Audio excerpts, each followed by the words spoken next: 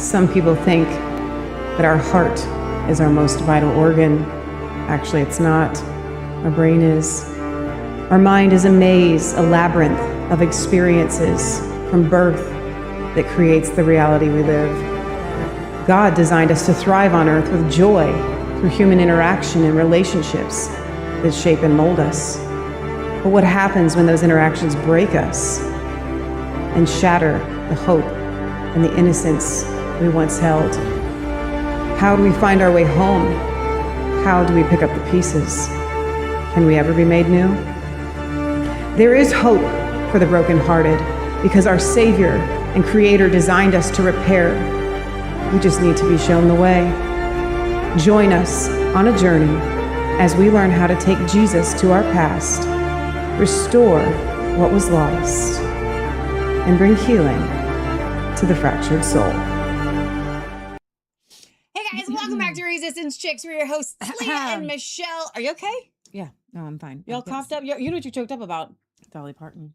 Dolly. If we do it, it's going to be in their head the whole show. So You have to say something. we had Dolly Parton. I can't even say it.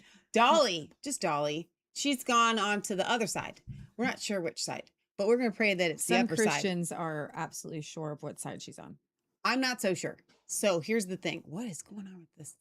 There. Wait a minute. So here's the thing. A friend of mine tells me Dolly's gone.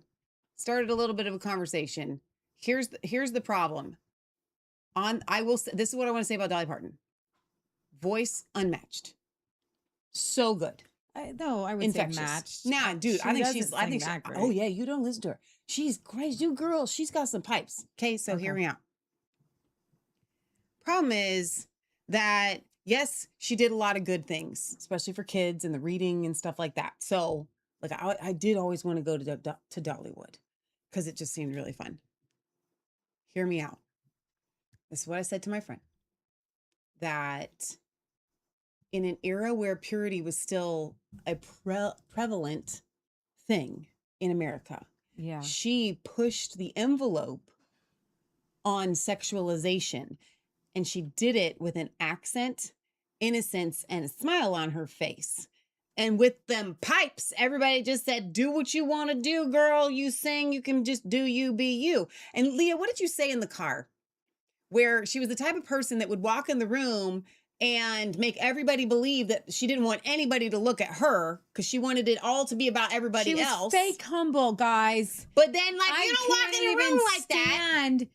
And here's the thing, she owned it. She owned it. Her whole brand. It's a brand. When I was in Girl Scouts, Oh my gosh. we had songs that when we would sing, and there was one You're not gonna with do that right lyrics, now. and it said, "Let me see your Dolly Parton." What's that you say? Said, "Let me see your Dolly You would Parton." do that with other people. What's that you say? You know, like, let me see your Oscar let me the Grouch. see your Superman. And Right. so, of course, as Girl Scouts, because I guess this is something appropriate for Girl Scouts. If you're going to show somebody your Dolly Parton, you're going to stick your chest out or put, 2 giant pillows in your shirt and walk around. Okay. That never. First of all, thank God I didn't do Girl Scouts. That I've never heard this story from you Let me see until your Dolly right now. Parton. That is horrible. Who is So- doing this? So here's the thing. She was not getting anywhere in the music industry. Okay. And so she was like, just like Marilyn Monroe. Marilyn Marilyn Monroe was plain. She was a plain Jane. Okay. But she got a few gigs in very, very early pornography. Like pinup Oh magazines. yeah. 100%. And she found that she liked the attention. Mm-hmm. But she wasn't that pretty really. And she didn't have what you would call a hook. So she actually had dishwater blonde hair. She had the hooker. Okay. And so she dyed her hair blonde and she made herself like a hook. She gave First of something all, that would attract people. Would you like to dress dyeing your hair blonde? Because, you don't get to use that as an Yeah, that's example. not a And then we hook. show up on here with Yeah. you like, Well, I was supposed to do just some light highlights. we did light highlights. They'll grow out in a little bit, kind of light highlights, so you're not really supposed to see her there. You know what Uncle Jack says? The only difference between a good haircut and a bad haircut, 2 weeks. Good highlights and bad Good highlights and bad highlights. Yeah, we can go back to 2 Bethany to put weeks. some low lights in. Bethany was amazing. Yeah. Michelle? Yeah. Highlights, you're You good. get what you paid for. You're good. You're good. What did you Michelle. pay Michelle? Nothing. What did you pay her? Absolutely zero. Then you get what you paid. You got more than what you paid for. I did. I You got more than what lots. you paid for. It's working. Okay. But okay. That's not Dolly Parton. Dolly Parton, I remember watching like 9 to 5, a movie as a kid. I just kept thinking to myself. You watched as that a kid. As a kid?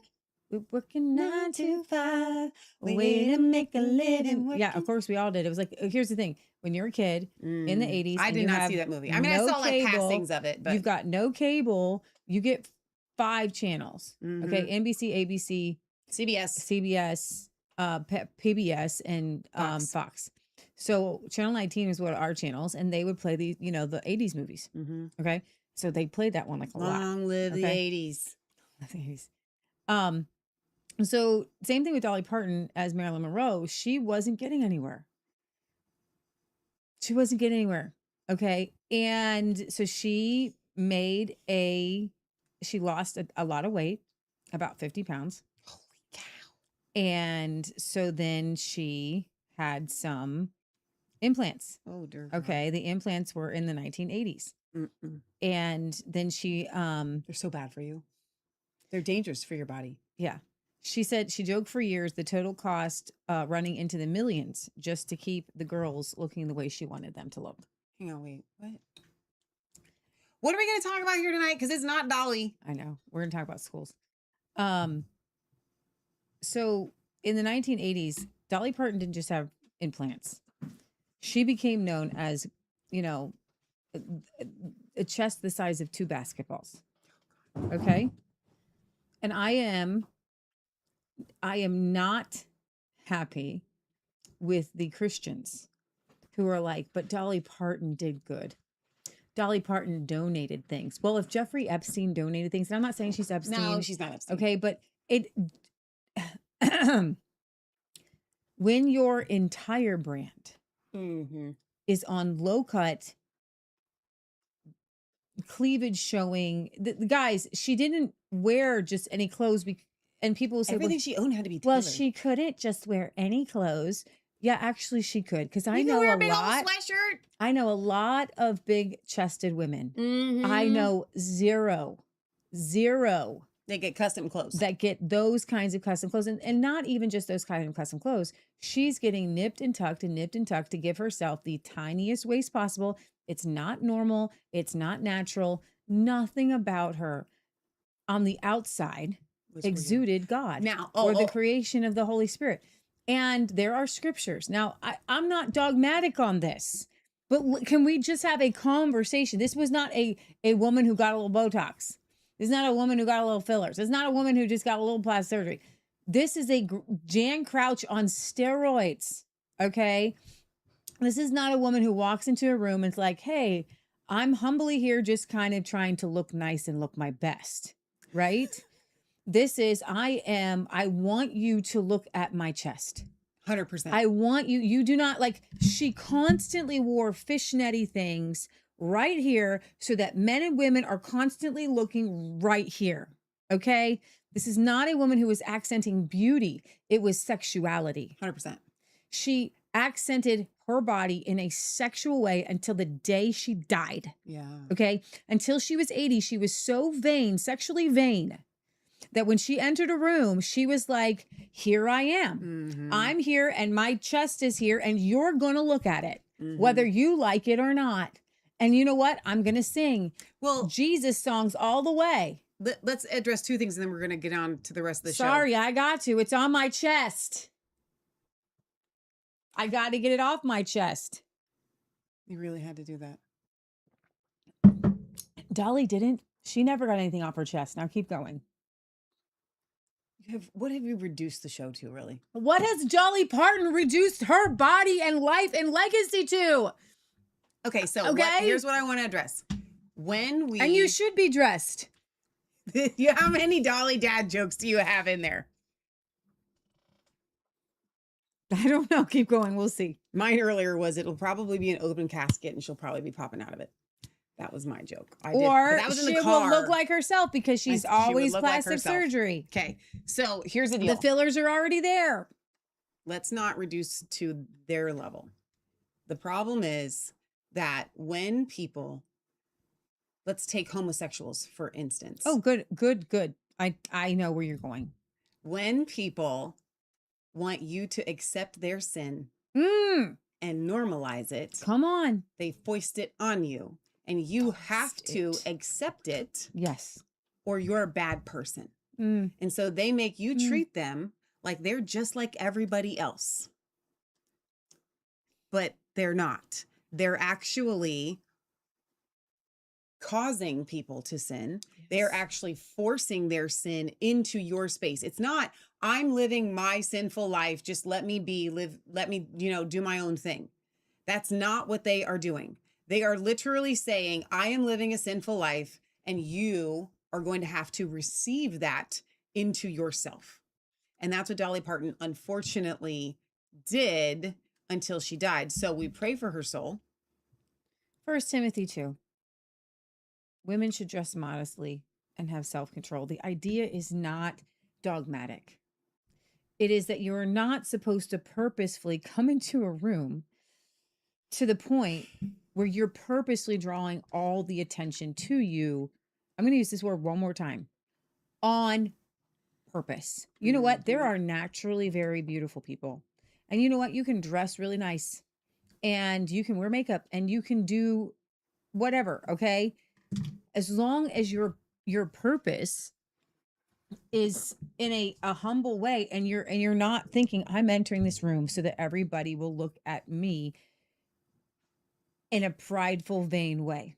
Okay? Now, this is what I can't stand about Dolly, and I've never been able to stand it. I don't know why other people can't spot it. How can you not spot false humility? Mm-hmm. You spot it when the person who's used to getting all the attention, like somebody doesn't know that a famous race car driver drives cars. So he enters in a room and he's used to being like, shucks, right? Okay. But nobody knows who he is. And he's just having to go up to people like, hey, you know I do who I this am, thing. right? Because I'm trying to be humble here, but you're not giving me the opportunity. Now I have to foist myself on you. Now I have to talk myself up and make myself big so then I can make myself small again. You know who did that? Who did not do that? Was Who? Jeff Brain. Oh yeah, I love Jeff. He was the founder of Cloud Hub and he used to be streaming over there. He's since passed away and gone on to be with Jesus. Millionaire, yeah. And he was a pretty big deal. But when you talked to him, normal, you didn't get that impression at all. He hid it. He didn't want people to know. He just looked like a computer nerd. Let me tell you something about being around Christians. And we talked about this. You know you've been around a Christian when you leave that person and maybe you don't remember that person. All you remember is that you feel better about yourself. Mm-hmm. Maybe you don't remember what that person looked like. Maybe you don't remember the words that they said. But all you remember is I felt love around that person. Come on. The problem with Dolly Parton is that is literally never going to happen with anybody because of her clothing. Now, listen, if Dolly Parton showed up without a ton of makeup on, without the fake hair, big old sweatshirt, and just kind of in a sweatshirt and just kind of like, hey, we're going to, feed the hungry today. That I actually you know what I mean? would be totally fine with her with the hair and the makeup. Just let's do the sweatshirt. Yeah, exactly. But she couldn't like not even just not do, she couldn't just like not do a sweatshirt. She, everywhere she went, and I know the feeling, I know where you want to feel your best, but there was a neurosis. She was not sound-minded. She was sick in the head to where wherever she went, when she's out on stage, she's wearing skin-colored arm things. You can't see anything about her that resembles her, that is actually her. That is her hand, her arm, her face. It's not her. She's literally a robot. Somebody has to tell me. You can Google this and we are moving on. Sorry. How did she play guitar with those fingernails? Because legit, I have pretty long fingernails naturally. A bunch of mine broke off recently, so I've been able to play the guitar a little bit. But I don't play guitar when my nails are long.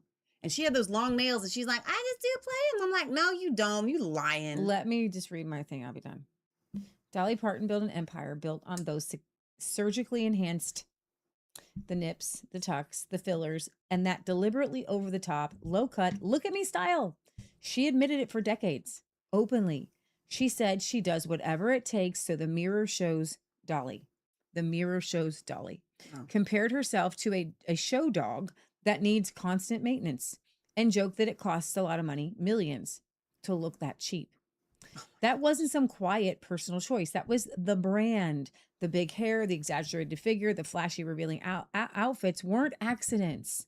They were tools to grab a hold of attention in a business that sells sex appeal, along with the songs. Scripture doesn't dance around this. Your body is not your personal marketing project. You are not your own. You are bought with a price. So glorify God with your body. When the main reason for the implants and the constant work is to keep the sexualized image alive and the spotlight locked on you, that's not stewardship. That's vanity dressed up as self-care.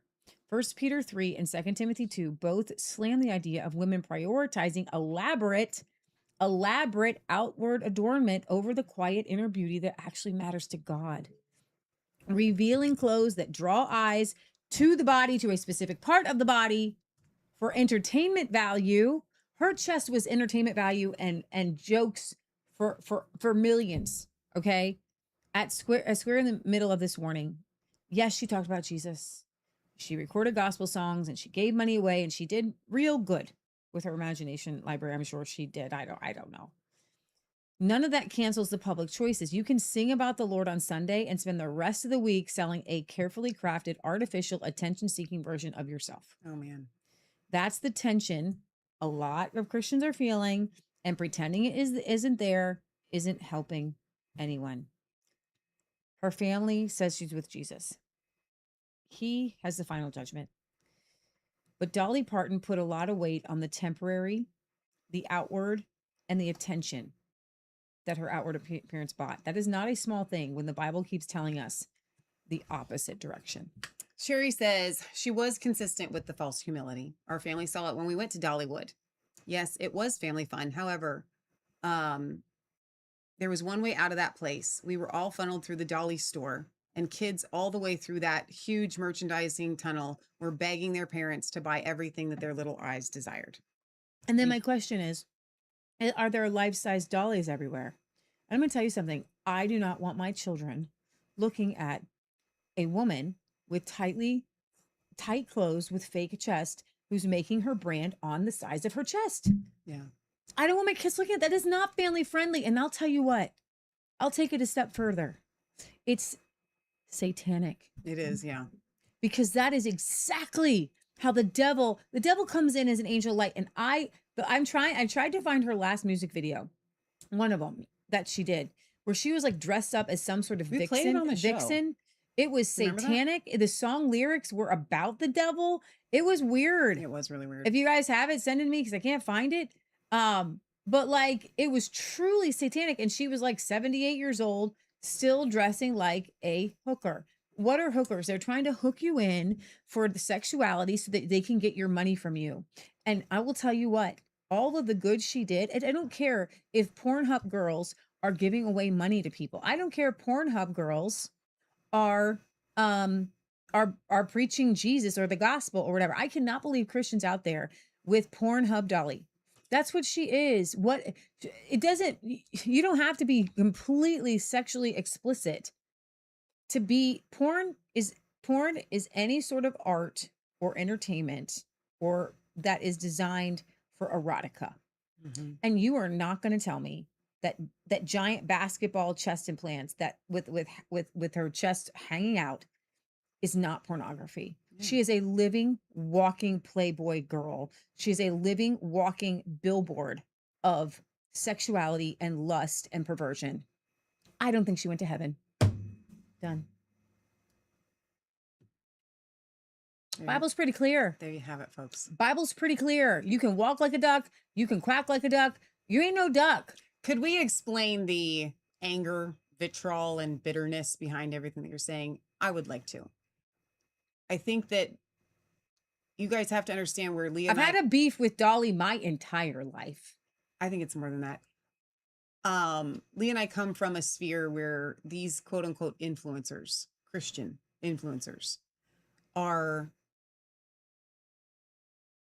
out there making millions, lying to everybody like they have some sort of authority, and they're going out there telling everybody that you can sexualize your brand for your entire career Look at Laura and Logan. still make it to heaven. Laura Logan is not she cannot be a Christian. There's no way. Like, You that's, gotta wear a full shirt, girl.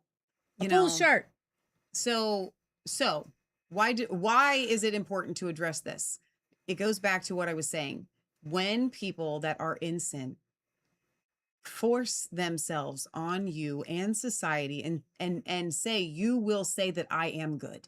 Yeah. You will say that I am holy. You will say that I am pure. You will say that I am righteous. And we're not going to go along with the devil's play your games. game. We're not going to play the games. We're going to call it like it is, balls and strikes all day long. So now, on that happy note, we had told you guys that we were going to do a Catherine show tonight Crick. on Catherine Crick. That has changed. We are now going to address, for a wide range of reasons, modern schooling and what it does to kids. It's like funneling them through factory farms. Yeah. Schools just started It for did. pretty much everyone everywhere. It's the perfect time for this. So I have to be honest, for me, and I haven't been on my own Facebook timeline in a really long time. I've only But I normally back am to school seeing a stuff. ton of back to school posts. And usually when I see them, I just stop looking at Facebook for a couple of weeks because it hurts my heart, because I know what it is doing to your child for them to be the kidness of the kid, right? And we're going to get into that phrase in a second. The essence of who they are and who they are designed to be by God is slowly stripped away. Their humanity is stripped away. Their dignity is stripped away. Their rights are stripped away. Their rights to being raised in a godly environment with truth are stripped away. Now, that is exclusive. Well, I should say it's actually not exclusive, but I'm specifically speaking about public schools. Now, we can talk on the periphery about private schools. Okay. And it depends on what kind of private school that it is, what kind of schooling they actually do. I think we're talking about the actual schooling, like the method. Right. So So whatever method you're using, if a private school is using the method, and we're going to talk about the method, the John Dewey Horseman factory farm method, you know, so I'll read my description for you guys. The title is Embracing the Kidness of the Kid, Why Modern Schools Are Factory Farms for Children. Now, a book that I highly recommend, and Shannon Trier, if you are in the chat, she actually gave me a pre-ordered book years ago of Joel Salatin's book called The Pigness of the Pig. And in it, it was like his first Christian-y type book where he embraced the God-given aspects, talents, gifts, needs of every single farm animal. And then he goes on to even talk about children. And embracing the pigness of the pig. So pigs, and I have a couple videos of that, so you can know. Michelle, you can play this kind of in the background okay. with Joel Without the talking. Yeah. So Okay. to give you an idea of where I want to go with tonight's topic is Joel Salatin took pig farming from where it had gone in the 60s, 70s, and 80s, which is CAFOs. They are confinement operations. Confinement operations are where you put, and I think I need to show you that first, because in order to understand what I believe public schools are doing to children, I don't know why I didn't. When she just said that, she gave you an abbreviation. I want you guys to see the acronym CAFO, Confinement Animal Farming Operation. That's what it stands for animals that are being farmed in confinement. So terrible. Yes, concentrated animal feeding operations. That's what. Oh, I'm sorry, concentrated. Yes. Or confinement, whatever. Oh, Yes. animal feeding operations. I had it wrong. Yeah. Oh, I'll be darned. What do I know? So, yeah, let me see if I can find a couple so you really can't. Can't they imagine? John, It's the hardest. It's the hardest to watch because it's just like you don't want to see animals suffering like that. Nobody wants to see an animal suffering. Like, Okay. Imagine you took a bunch of puppies and you held them in your hand like a bouquet, and they're all squished together. Those are your chickens. And they live like that every second of every day for the 6 weeks that they're alive. We'll show They you. poop and they step in their poop. They when they die, they just get squished. The other chickens just squish them down into this stuff that goes through these grates that they walk on. And I'm here to tell you that when you eat a chicken that is raised like that, which we all have, there's nobody out there that has not, you're eating stress hormones. So this is the way animals should be raised. This is the proper way. Transitioned from small-scale farming to concentrated animal feeding operations, otherwise known as CAFOs. What began as an effort to meet rising food demands in the United States through more efficient methods of I just want you guys to see. I can't. This is The so hard for me. pigs don't leave here.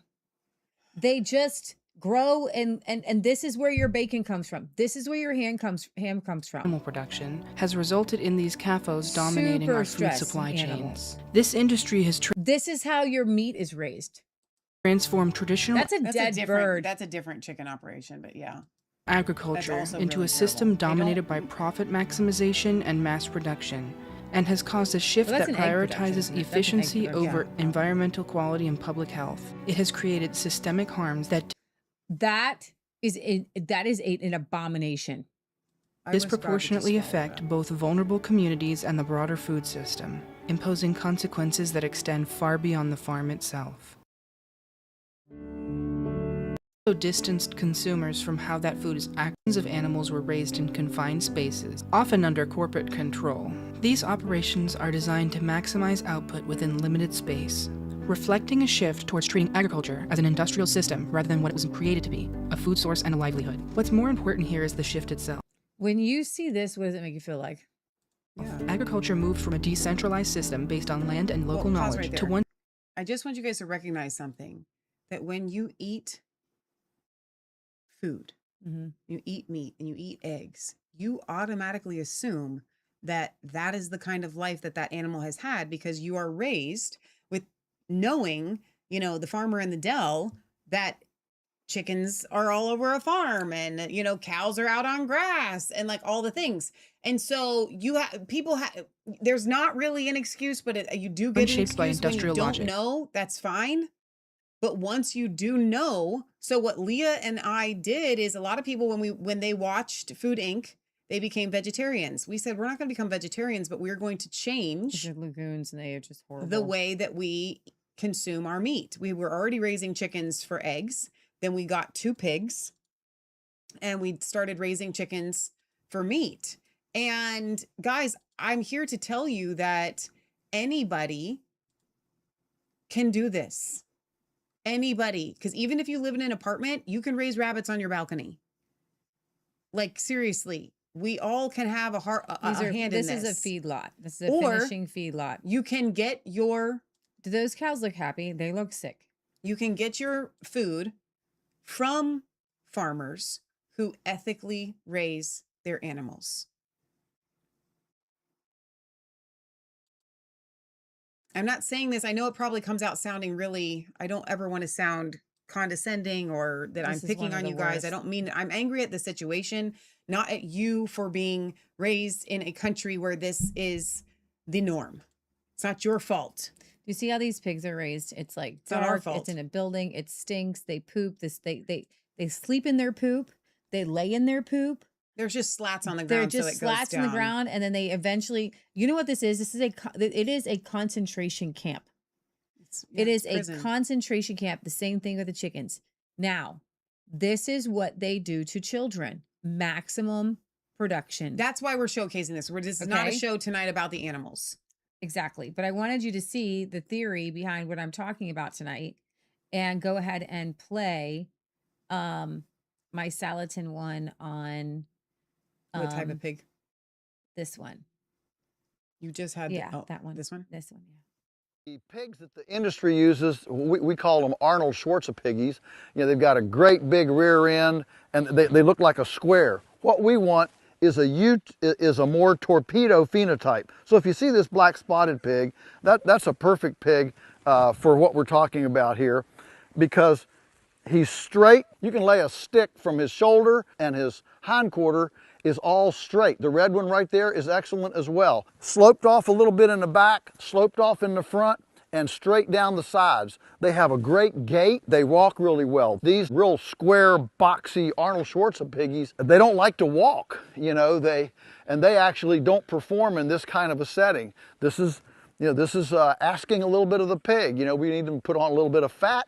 They need to have a really healthy immune system, and we need them to be able to exercise, to move, because when we get ready to take these to slaughter, we actually take them over to the road, and they actually walk the 3/4 of a mile back to the house, the corral. They gotta walk, so they gotta be, you know, really fit, ambulatory, and all that. So this is a pretty good one coming right here.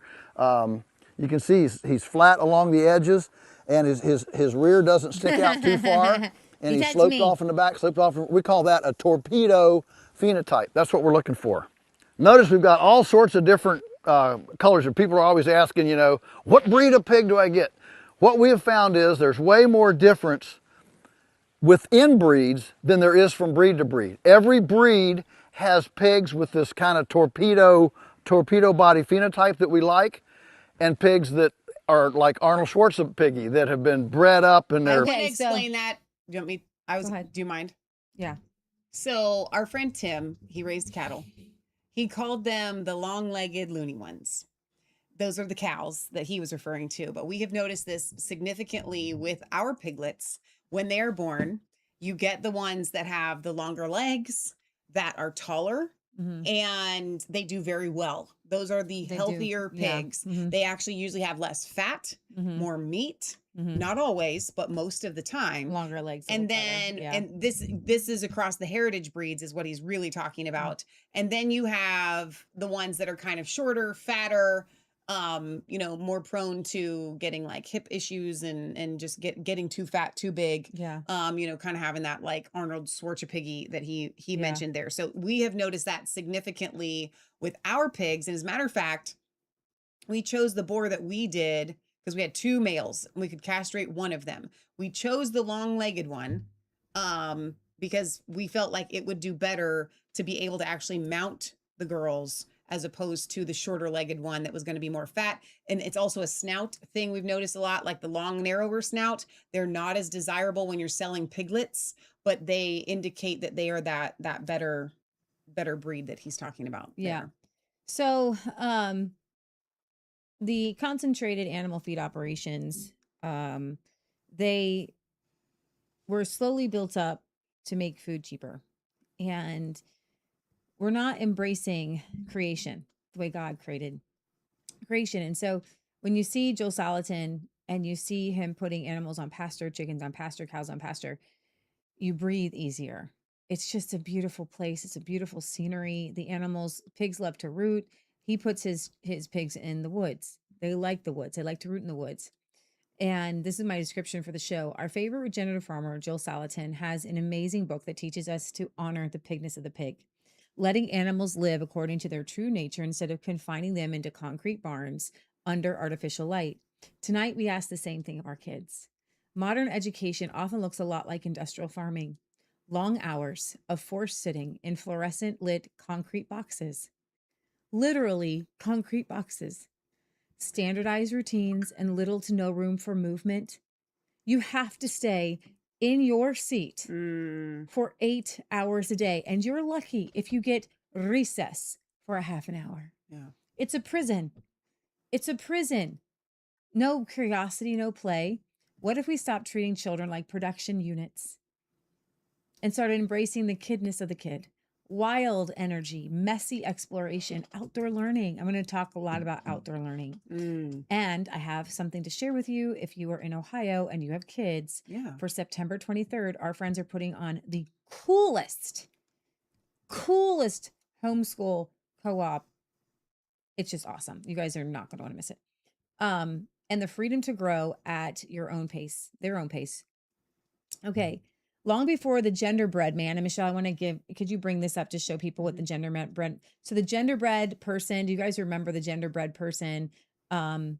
It's so long ago we did our show on the genderbread person. We didn't do a show. It's in our documentary. But we did a whole show. did? We did shows on the genderbread person. Long before the genderbread man and Common Core, there was a deliberate plot to steal the minds and talents of children to be used for commercial purposes. America was founded on a very independent and entrepreneurial spirit. Rebellion to tyranny was literally built into our DNA. Those who came to this land in search of a better life carved out their existence through their own grit and ingenuity. Without Lowe's or Home Depot or grocery stores, they hunted, they cut down trees, and they built their own homes with their own two hands, men, women, and children. These were not your average human beings. These were epic adventurers and people with a desire to live free or die trying. Contrast that to modern, comfortable Americans who can call an Uber instead of walk 20 miles to the nearest trading post. With the vast open prairie and access to plentiful grass, Americans liked their food as they were, free range, either hunting or raising cattle or sheep as nature intended. However, free men and women are harder to control and manipulate. And once a man or woman has grown up knowing what true liberty is, it's very hard to put them back in a box. No, in order to control the mass population, you have to get children. You have to get them when they're children. Modern education is not about reading, writing, and arithmetic. No, our modern school system was crafted by the likes of men like John Dewey, Horace Mann, who modeled this new system after the Prussian school system. Early American education was decentralized and community-centered and explicitly grounded in Christian principles of virtue, character, and independent moral agency. We're going to talk about that. It mixed small local schools, home education, and private tutors. Textbooks, do we have a New England primer? A New England primer dominate from the late 1600s to the 1800s, and later the McGuffey readers. I know we've got one or two of those. I have the reader. I don't know about the primer. 1836 and onward, eventually used dozen estates, did not treat reading and history and morals as neutral skills. Everything that they taught was virtue-based. They had catechisms to reading and writing and arithmetic. They're Christian usually, or virtue or morality based. They wove biblical content, catechism, and Christian ethics into every subject: alphabet, rhymes about sin and salvation, the Westminster Shorter Catechism, lessons on history, industry, piety, parental honor, and the fear of God. Literacy was high. By the time of the American Revolution in 1775, free white Americans, especially in New England and the Mid-Atlantic, were among the most literate populations in the world. The common summary notes roughly 70% male literacy rate across 13 colonies, higher in the North. Compared, I remember John Adams, was it John Adams, who said, you would sooner see a shooting star than a person who couldn't read in the United States. Compared with lower rates in England, often around 40 to 60% for men in that period in France. So the American school system at that time, which was not compulsory, it was individualized, liberty-based, Christian-based, produced generations of capable of self-government, entrepreneurship, and moral independence. That model was deliberately replaced in the mid to late 1860 onward, and the early 20th centuries by the centralized compulsory system modeled on Prussian state schooling. After Napoleon's victories, Prussia built a mass compulsory system designed to produce obedient, manageable subjects rather than free citizens. American reformers, Horace Mann, and those who actually went over there and studied the Prussian schools, hey, maybe we could get, control of everybody that way, imported key features. Very interesting. You guys, what is a one-room schoolhouse? A one-room schoolhouse is where all grades are together. I thought you wanted something deeper than that. No, simple. It's simple. One teacher, all grades. What we went to, which is actually what you would call socialization. I also would call like a family, right? Yes, but that's true socialization. Yeah. True socialization is when you can get along with all people of all ages. Yeah, sure. So we call socialization age-graded classrooms. You are with the same group of people, first grade through your senior in high school. So much so that I remember, I left public school in 7th grade. I was a cheerleader. I was so excited that I made the team. And on my cheerleading squad, there were just 2 grades, the 7th grade and the 8th grade. And those 8th grade girls didn't want to have anything to do with us. They treated us like garbage, which they had just been us a year before. Okay. But my point is, like, they couldn't even, like, within the same, like, 2 grades. So when you run into a homeschool kid, and I'm interrupting Leah's thing, one of the things that always stands out to me is that I can almost always tell a homeschool kid because they will come up to the adults and have an adult conversation with the adults. It's rare to find public school educated kids that do that. It's not impossible. It happens. There are some kids that are just very, very social. And they just love being around people. And I love that. But a lot of times we find that the public school confinement feeding operation creates a child that's very introverted and feels awkward and doesn't know what to do around an adult. Yeah, centralized control, professional teacher training for uniformity, and the idea that the state, not the parents or the churches, should shape the child's mind and character for the needs of the industrial order. What's so amazing is that there is this underlying thing like the school knows better than me. Compulsory attendance laws spread. You didn't actually, could you imagine you didn't have to send your kid to school? Extending childhood and removing children from productive family and community life. John Dewey and the progressive education movement completed the philosophical turn. Now, I want you guys to understand something about John Dewey. He is the creator, you know him as the Dewey Decimal System. Maybe if you're if you're after 1990, maybe you don't know what the Dewey Decimal No, System is. they still use it in every library today. Yeah, but you can just, but who goes to a library? Everybody goes to the library. First of all, if Leah's going to get into how evil the man is, I got to give him props. I mean, it's a brilliant system. It works.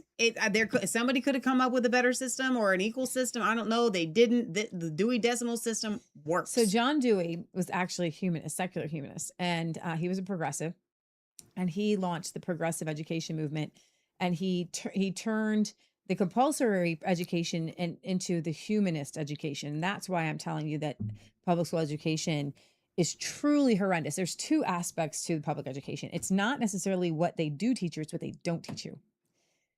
They don't teach you about God. They don't teach you about Christian virtue. They don't teach you morals. And again, what they don't do in public school, they don't educate you hands-on to do things, right? Did you put in there so you're talking about the compulsory system. And I don't want to condescend to anybody, and I want to assume that everybody knows what that word is, and what it means. Could we explain what it means to say compulsory education before 1960, system? There were laws that you had to create schools. Like you had to have some of them are like the old diluter Satan law in like in the mid 1600s. That sounds like a mouthful, right? So the Puritans come over from England, and they get the Bible in English in the late 1500s. Not long. They've only had it for like 20, 30 years. They were pretty upset when they started to read what was in the Bible for themselves. And they found that the Bible didn't tell them that they had to obey the king. And that the king was a descendant. His rule went back to Adam, is what John Locke argued. The divine right of kings. And so when they found out, this was a big deal when King James actually commissioned a Bible, and he wanted a lot of stuff in there about himself. You know, you got to obey the king. You got to obey the king. But what he didn't know was the same translators that he had hired to translate the Bible into English, the King James Bible, were the same ones that translated the Geneva Bible. And they refused to put in anything that would lend the reader to believe that there was a divine right for King James to rule. And there was a pretty incredible debate that happened where John Locke wrote First Treatise of Government, Second Treatise of Government. The First Treatise of Government is he was dispelling the divine right of kings to where others of the day truly believed that the King of England, or any king really, traced their rule back all the way to Adam. Okay, so this is a divine right. But it was also passed down to men in their families. They had a divine right of king over their wives, over their children. Forever. Yeah. Forever. And he dispelled that idea. He said, once your kid's an adult, you don't have a divine right over your kid or over your wife. Okay. John Locke was amazing. He's like, you're parenting equally, by the way. So he did. Yeah. When the Puritans Pilgrims come over. They're the first ones to come over, 1620. And then the Puritans were those who came later. They're a little bit different than the Pilgrims. And they wanted all their children, and they knew that this new land that they were going to create, they didn't want any child to fall under a religious tyrant that would fake the Bible. So they wanted to make sure that if you had 50 families in an area, that you would hire a teacher, and in some manner, you weren't forced to use this teacher, but in some manner, your children had to read. That was it. It was called the Old Diluter Satan's Law, meaning Satan is the diluter. And we want to make sure that Satan, i.e. the religious tyrants, can't control you by telling you that the Bible says something when it doesn't say it. So we want to make sure that you can read. And that's what America was based on. We want to make sure that you can read, so you can read the Bible being the main textbook of the United States. Do you know how many people have been educated with the Bible alone? Like that was their millions. sole Well, throughout all source time, of but education. Well, I mean, since it was put into... but in the American colonies, it was the textbook. Yeah. So John Dewey his philosophy was progressive humanism, where we're going to take God out of this. And so most people, their brains will go on tilt. God doesn't belong in education. God doesn't belong there, because why? You were taught that by a secular humanist education system. Separation of church and state, Okay? Leah. Dewey, the dominant intellectual force at Columbia Teachers College and later honorary president for life of the National Education Association, rejected traditional transmission of knowledge and Christian virtue in favor of experience, social adjustment, and schooling as an instrument of democratic, i.e. managed social reconstruction. He was a signer of the 1933 Humanist Manifesto, daggum commie, okay, which explicitly denied the supernatural, declared the universe self-existing, and asserted, and this was a big deal in 1933, because we're on the cusp of the Scopes monkey trial. Most people were creationists at the time. Schools were all creationists at the time. And he's like, we got to stop this. No, this was a force. This was a cultural force against the norms that our country had been founded upon. Yeah. Okay. So, again, I highly encourage everybody to go see the Great Awakening. Oh, it was It's so good. amazing. We don't have to go see it now. It's at home. Rent it, Streaming at home. Asserted that man alone is responsible for values, meaning you just think, therefore I am good. Replacing theistic foundations with a secular humanist creed. We have our own morals and values, and we go with the wind. The result is a system that treats children less as unique souls.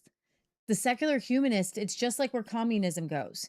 Everything turns from bright and colorful and creativity and craftsmanship to look at the Soviet bloc. Everything is concrete. It's gray. It's drab. Life is sucked out of it. Okay.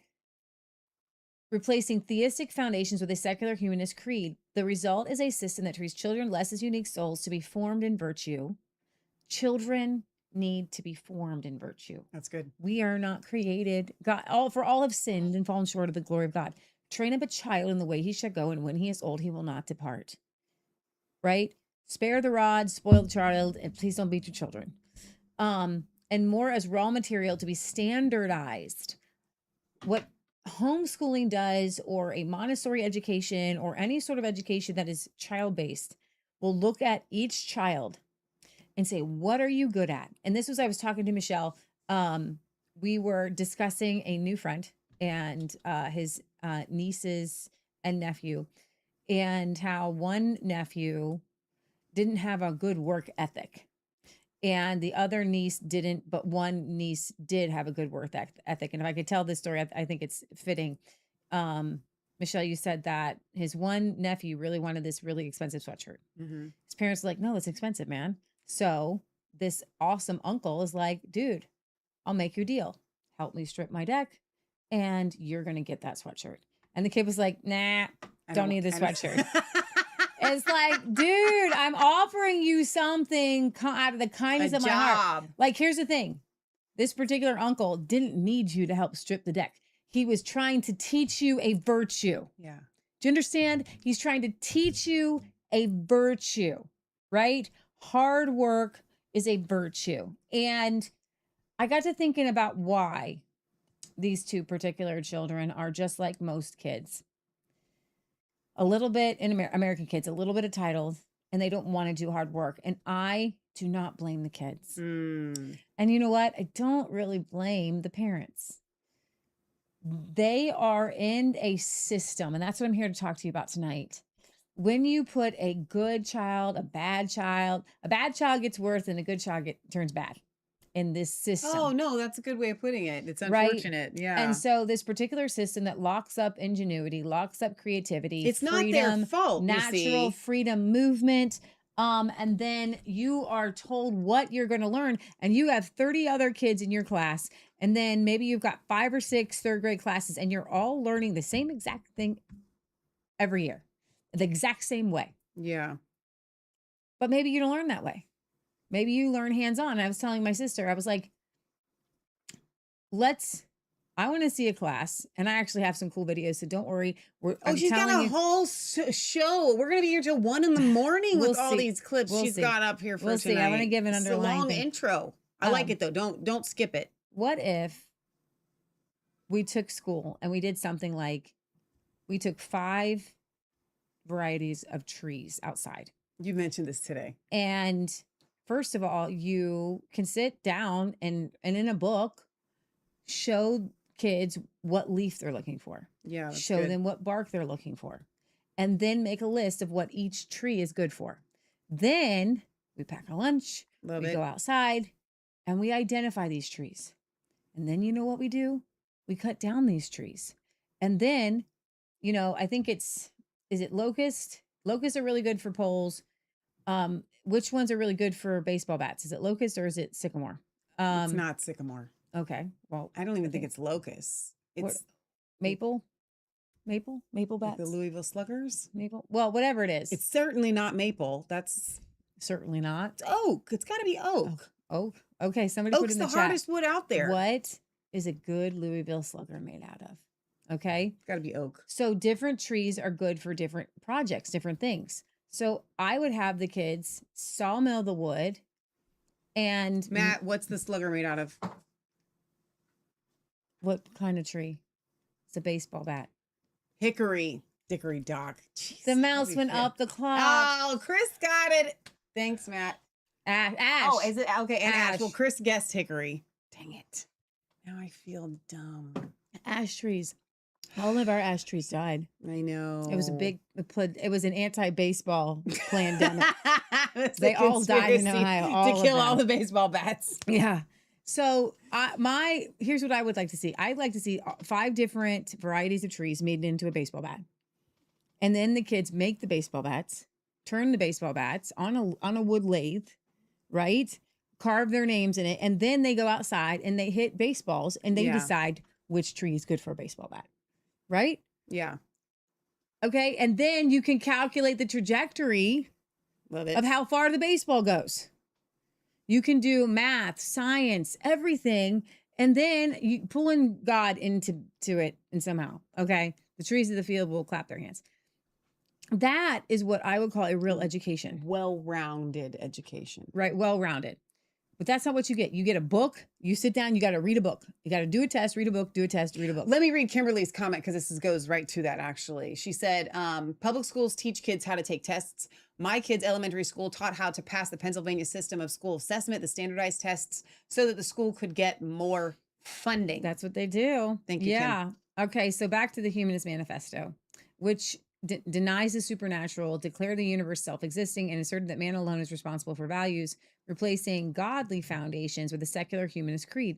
The result is a system that treats children less as unique. Okay, now I want to contrast this to my favorite teacher. He has passed away a few years ago. John Taylor Gatto. Gatto, and we're going to play some videos of him. He is a hero. Some of the videos are older, so just bear You with want me. to talking about American hero? He's an American hero. Come on. He didn't need to use cup sizes breast. Would you not? enhancements. Can you just keep your mind New here? York State Teacher of the Year, 30-year classroom veteran, spent decades documenting what this system actually does. We have a book, right? We have a book of his somewhere. Probably. He's got the Dumbing Us Down, the Underground History of American Education, which I know is over there, the Weapons of Mass Instruction, an essay against school. He argues that compulsory schooling is not primarily about literacy or knowledge. It is a factory model, bells, rows, fragmented time, just like you got the bells, you got the, here's one. Oh, this is one. Here we go.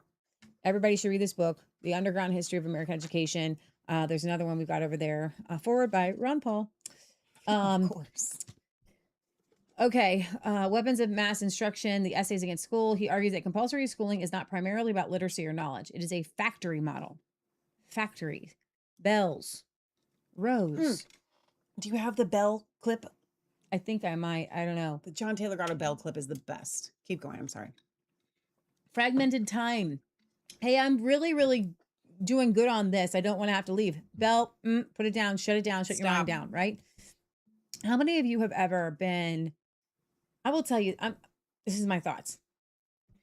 I'm going to give you a punchline. I'm going to give you a punchline right here, right now.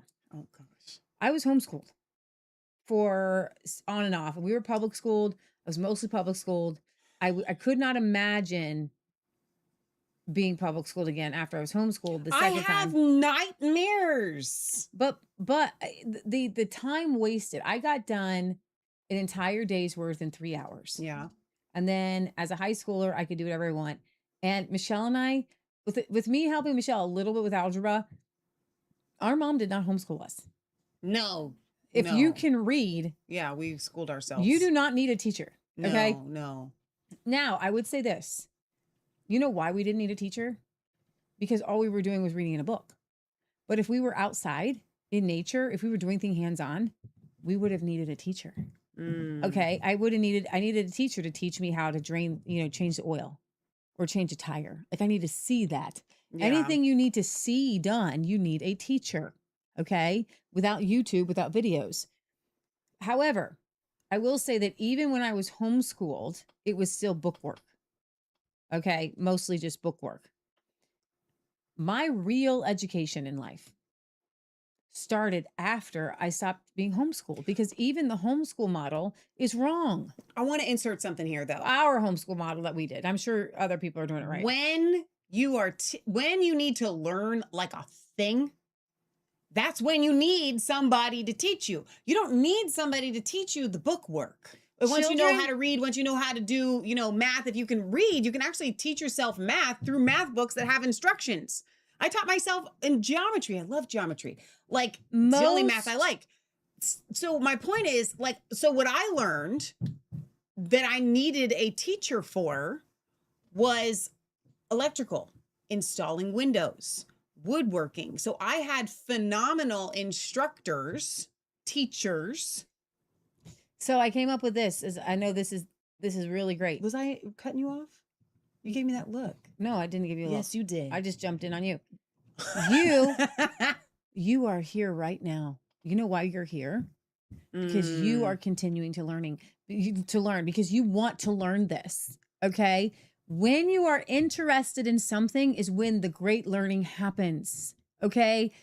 Kids are naturally inquisitive. Have a child around you for 5 minutes and you will get 20 questions.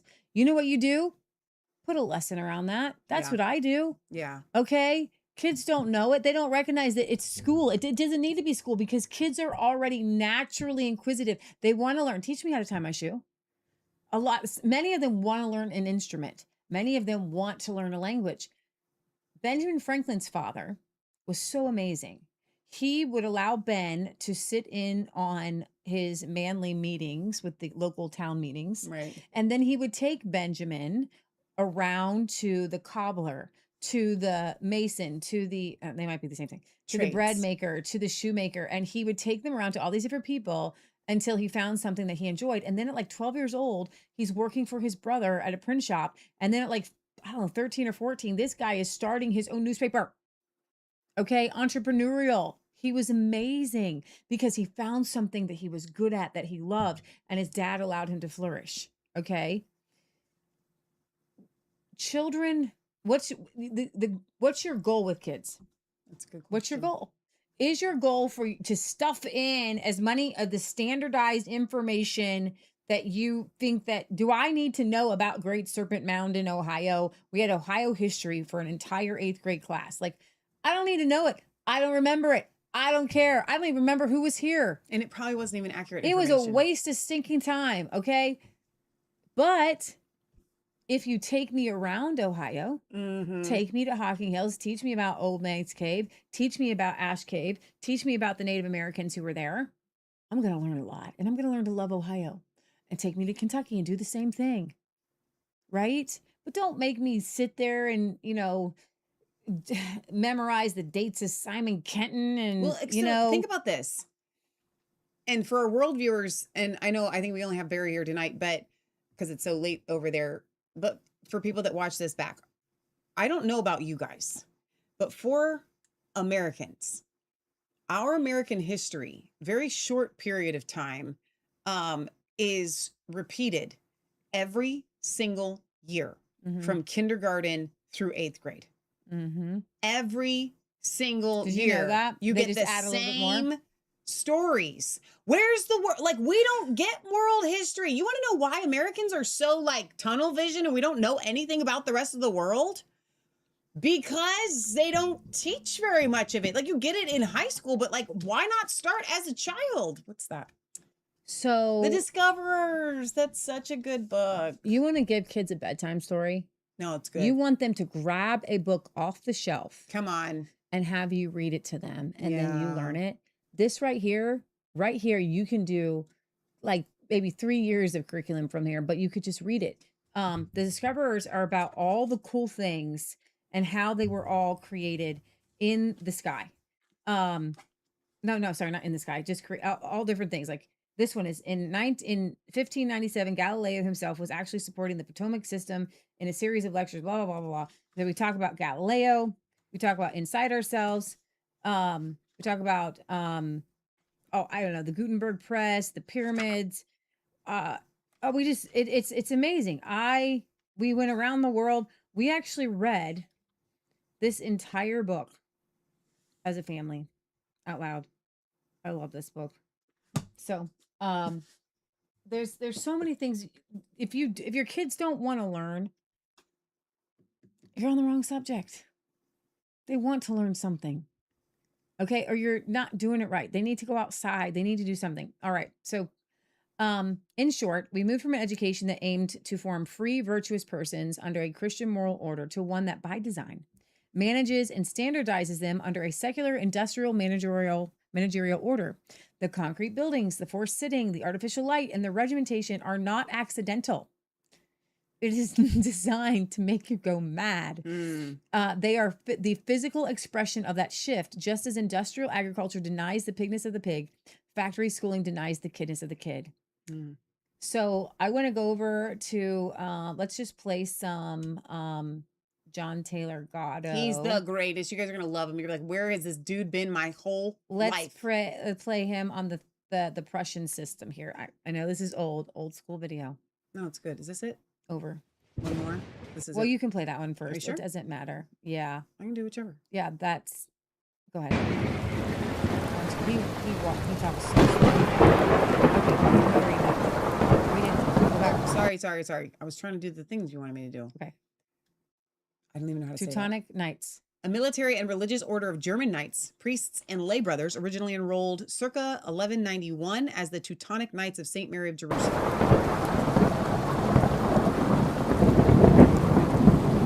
They became a great sovereign power through conquests and campaigns against Germany's non-Christian neighbors such as Prussia. Prussia was a curious. What and where?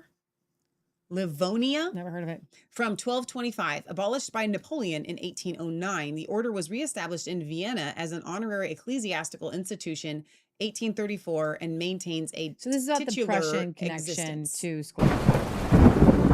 Prussia was a curious place. Not an ordinary country unless you consider ordinary, a land which by 1776 required women to register each onset of their monthly menses with the police. This is from John Taylor Gatto's book.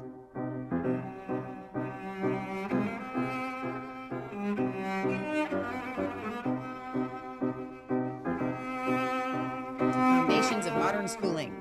The Prussian connection. North America had been interested in Prussian development since long before the American Revolution, its social controls being a favorite subject of discussion among Ben Franklin's exclusive private discussion group, the Junto. When the phony Prussian Baron von Steuben directed bayonet drills for the colonial army, interest rose even higher. Prussia was a place to watch, an experimental state totally synthetic like our own, having been assembled out of lands conquered in the last crusade. For a full century, Prussia acted as our mirror, showing elite America what we might become with discipline.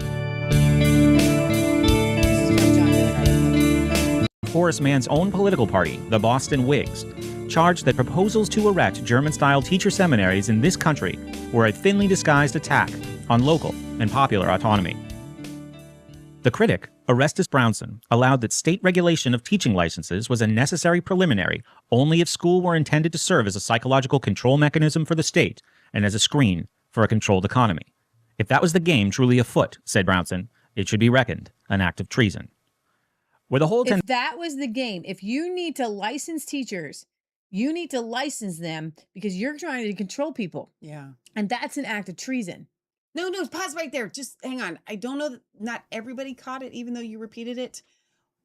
There's no reason to you don't have to license the teacher. What they're doing is we're going to let certain people in and we're to teach, but we're not the approved, right, methodology, but we will not let people that are going to teach the unapproved methodology. Teacher seminaries in this country were thinly disguised an attack on local autonomy. And popular autonomy. The critic, Orestes Brownson, allowed that state regulation of teaching licenses was a necessary preliminary only if school were intended to serve as a psychological control mechanism for the state and as a screen for a controlled economy. If that was the game truly afoot, said Brownson, it should be reckoned an act of treason. You need to understand something. Your children are funneled into school and into careers to control the economy. Mm-hmm. Where the whole tendency of education is to create obedience, Brownson said, all teachers must be pliant tools of government. Such a system of education is not inconsistent with the theory of Prussian society, but the thing is wholly inadmissible here. He further argued that according to our theory, the people are wiser than the government. Here, the people don't look to the government for light, but the government looks to the people. Oh, could you He imagine? concluded that to entrust government with the power of determining education which our children shall receive is entrusting the servant with the power of the master. The fundamental difference between the United States and Prussia has been overlooked by the Board of Education and its supporters. This same notion of German influence on American institutions occurred recently to a historian from Georgetown, Dr. Carroll Quigley. Quigley's analysis of elements in German character, which were exported to us, occurs in his book, Tragedy and Hope, A History of the World in Our Time. Quigley traced what he called the German thirst for the coziness of a totalitarian way of life to the breakup of German tribes in the Great Migrations 1,500 years ago. When pagan Germany finally transferred its loyalty to the even better totalitarian system of Diocletian in post-Constantine Rome, that system was soon shattered too, a second tragic loss for the security of the Germans. According to Quigley, they refused to accept this loss, and for the next 1,000 years, Germans made every effort to reconstruct the universal system, from Charlemagne's Holy Roman Empire right up to the aftermath of Jena in 1806. During that 1,000-year interval, other nations of the West developed individual liberty as the ultimate center of society in its principal philosophical reality. But while Germany was dragged along in the same process, it was never convinced that individual sovereignty was the right way to organize society. Germans, said Quigley, wanted the freedom from the need to make decisions, the negative freedom that comes from a universal totalitarian structure, which gives security and meaning to life. The German is most at home in military, ecclesiastical, or educational organizations, ill at ease with equality, democracy, individualism, or freedom. And this was the spirit that gave the West forced schooling in the early 19th century. So, spare a little patience while I tell you about Prussia and Prussianized Germany, whose original mission was expressly religious, but in time became something else. During the 13th century, the Order of Teutonic Knights set about creating a new state of their own. After 50 turbulent years of combat, the order successfully Christianized Prussia by the efficient method of exterminating the entire native population and replacing it with Germans. By 1281, the order's hold on lands once owned by the heathen Slavs was secure. Then, something of vital importance to the future occurred.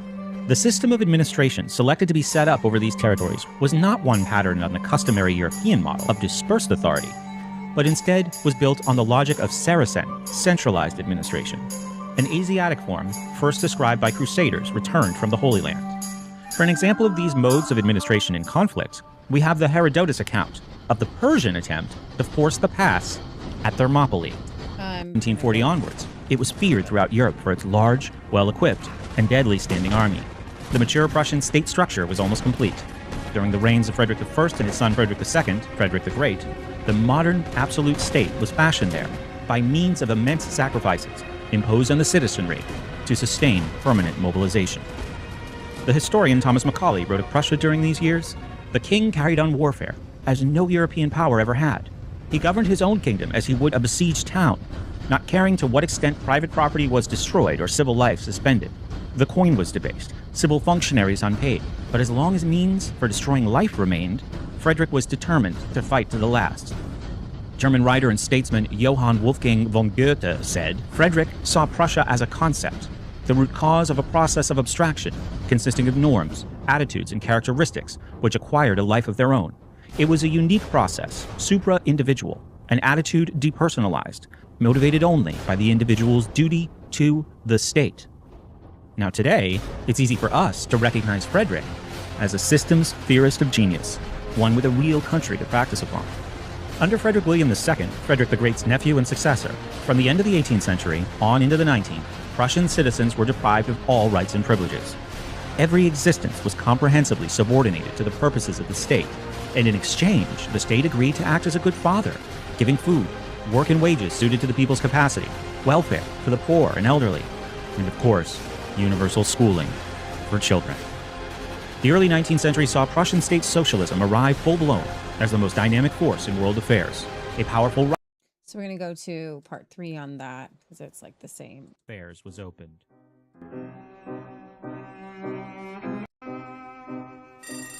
Half of 1% of the students attended Akademienschulen, where, as future policymakers, they learned to think strategically. And So this is what is incredibly interesting.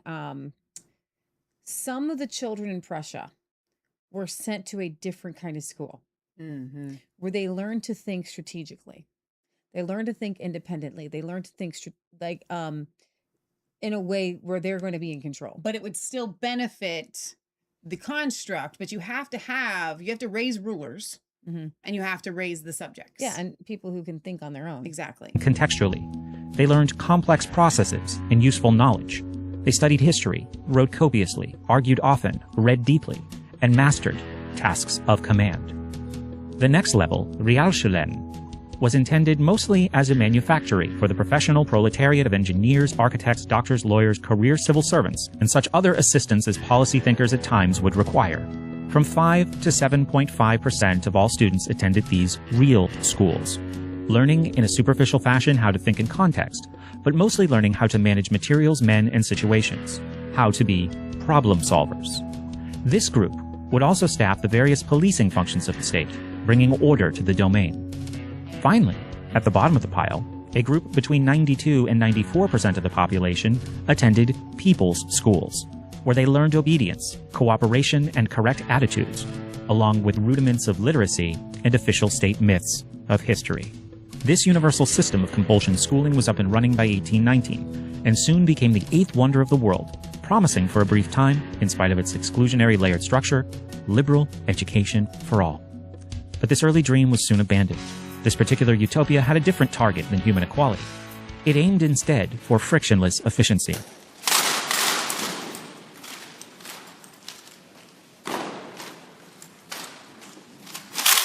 I'm Army National Guard.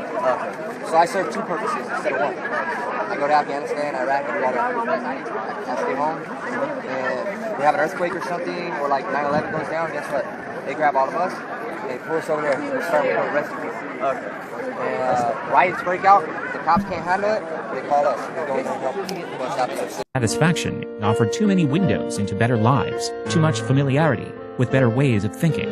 It was a gift unwise to share with those permanent Back up just a little bit. reading. Reading produced dissatisfaction and offered There is a reason why inner city kids can't read. too many windows into better lives, too much familiarity with better ways of thinking. it was a gift unwise to share with those permanently consigned to low station.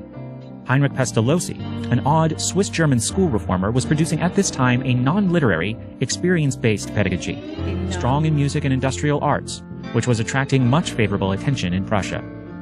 Here seemed a way to keep the poor happy without arousing in them Oh, so maybe we can just keep them jazzed up on fast food and hip hop. And you don't need to read. hopes of dramatically changing the social order. Pestalozzi claimed the ability to mold the poor, to We literally just played a video of an inner city teacher who taught black kids and brown kids who was crying that he was trying to teach seniors that could not put a 4-word sentence together. Yeah. Seniors. What does that sound like? accept all of the effort. That is a feature, not a bug. Mhm. That's not a failure. That's the purpose Yeah. of the system at work. The system worked. Yeah. efforts peculiar to their class. He offered them love in place of ambition. Wow. By employing psychological means in the training of the young, class warfare might be avoided. Information about this Prussian schooling was brought to America by a series of travelers' reports published in the early 19th century. First was the report of John Griscombe, whose book, A Year in Europe, highly praised the new Prussian schools. Pestalozzi came to the center of focus at about the same time through the letters of William Woodbridge to the American Journal of Education, letters which examined this strange man and his humane methods through friendly eyes. Another important chapter in this school buildup came from Henry Dwight, whose travels in North Germany praised the new quasi-religious teacher seminaries in Prussia, where prospective teachers were screened for correct attitudes toward the state. The most Prospective teachers were screened for the correct attitude toward the state. influential, however, was the report of French philosopher Victor Cousin to the French government in 1831. This account by Cousin, France's Minister of Education, explained the administrative organization of Prussian education in depth, dwelling at length on the system of people's schools and its far-reaching implications for the economy and social order. Cousin's essay applauded Prussia for discovering ways to contain the danger of a frightening new social phenomenon, the industrial proletariat. So convincing was his presentation that within 2 years of its publication, French national schooling was drastically reorganized to meet Prussian Volksschule standards. French children If you start to want too many things Okay. and a better life, you can be dangerous. Yeah. could be stupefied just as easily as German ones. Yeah. On Cousin's heels They make came them yet dumb. another influential report praising Prussian discipline and Prussian results, this time by the bearer of a prominent American name, the famous Calvin Stowe, whose wife Harriet Beecher Stowe, the conscience of the abolition movement, was author of its sacred text, Uncle Tom's Cabin. Calvin Stowe's report to the Ohio legislature attesting to Prussian superiority was widely distributed across the country, the Ohio group mailing out tens of thousands of copies in the legislatures of Massachusetts, Michigan, Pennsylvania, North Carolina, and Virginia, each reprinting and distributing the document. The third major testimonial to Prussian schooling came in the form of Horace Mann's 7th report to the Boston School Committee in 1843. Mann's 6th report had been a paean to phrenology, the science of reading head bumps, which Mann argued was the only proper basis for curriculum design. The 7th report ranked Prussia first of all nations in schooling, England last. Pestalozzi's psychologically grounded form of pedagogy was specifically singled out for praise in each of the 3 influential reports ever cited, as was the resolutely non-intellectual subject matter of So what I'm going to do, I'm actually going to go to John Taylor Gatto. He can talk about his Prussian Chapter system a 7 little bit better. tracks the That is somebody else reading this guy's book, what we were just listening to. kind of schooling that you and I are familiar with, right back to its original production center, which was the militaristic state of Prussia in northern Germany. And from Prussia, delegations from all over the world, east and west, came to see the Prussian miracle, where a small, poor country could produce profitable factories, and in particular, a very well-disciplined and formidable army, simply by passing its young citizenry through forced schooling. And from Prussia, Horace Mann returned to the United States, and Japanese investigators returned to Japan, and they installed the Prussian system where it would do the most good from the managerial point of view. In 1935, at the University of Chicago's experimental school, this is the epigraph for Chapter 7, The Prussian Connection. In 1935, at the University of Chicago's experimental school, where John Dewey had once held sway and made his reputation, the head of the social science department published an inspirational textbook called The Life and Work of the Citizen. In its pre-publication edition, and this is the one I'm talking about, if you get the publication edition, what I'm going to tell you about will have been muted. The title page clearly shows 4 interlocked hands interconnected to form a swastika.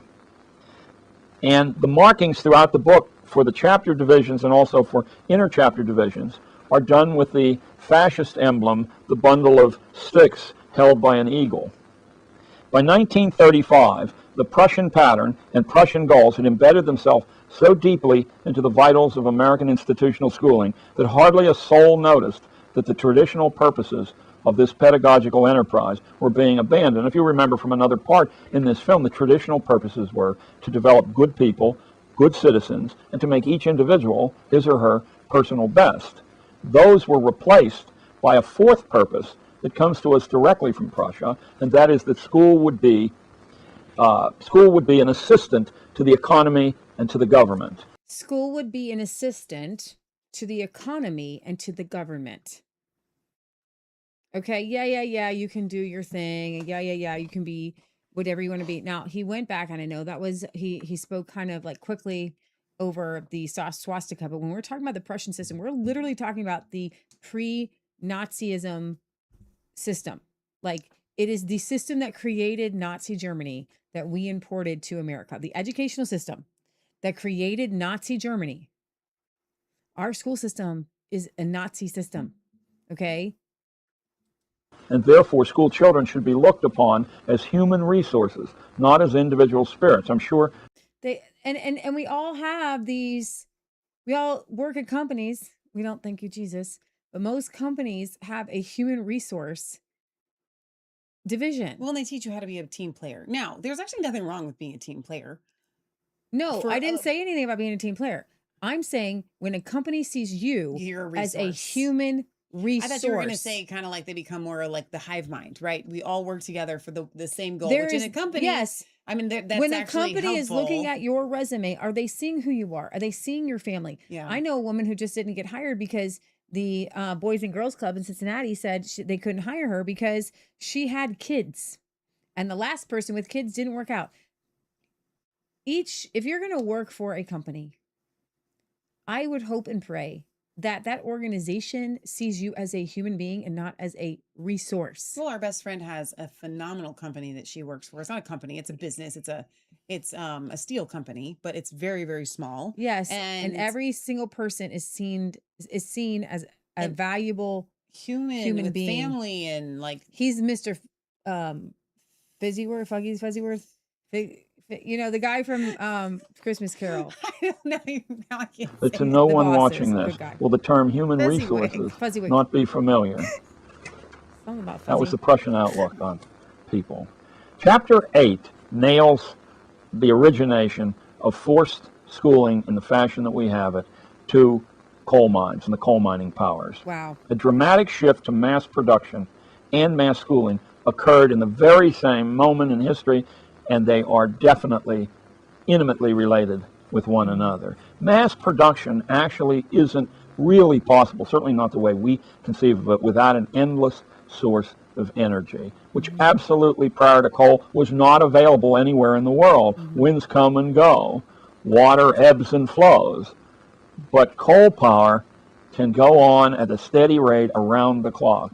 Suddenly mass production truly became possible, but to have people effectively work at mass production, and even more importantly, consume the usually somewhat inferior standardized products of mass production, you have to have a different kind of human being than threw the British out of the United States and were working for independent livelihoods in this country.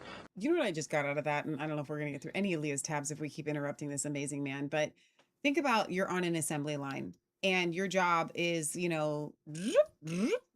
You do this all day long, right?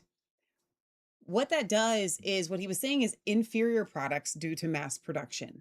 What that tells me is that, like, let's say I'm a boss and I have 5 employees. I want them to come to me if they have a better way of doing it. If they have Sure. a better way of producing the product. Yeah. There's a room for that when all you do is all day long, put on one part. Now, here's the thing. There's nothing wrong with streamlining things.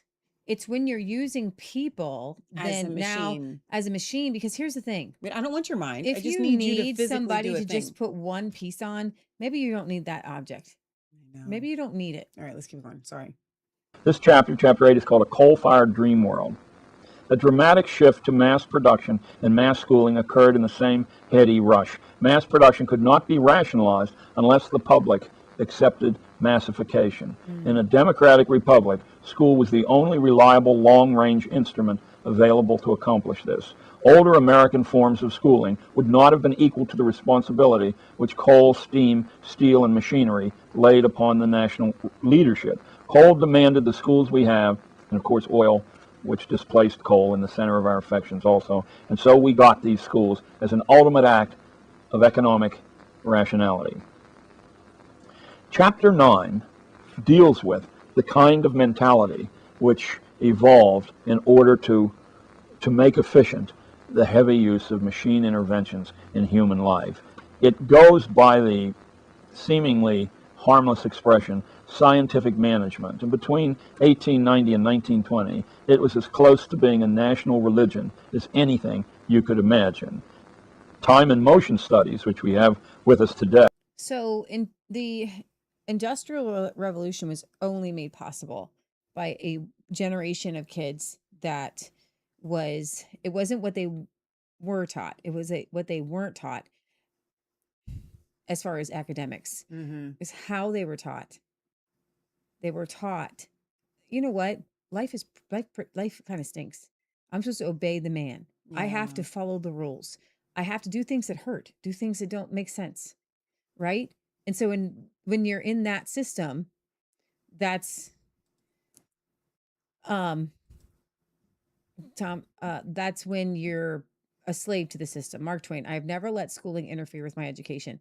This is one more on the Prussian side of it. I'm going to and to train young men for the military and bureaucracy. Slate and Rousseau's idea. hang on.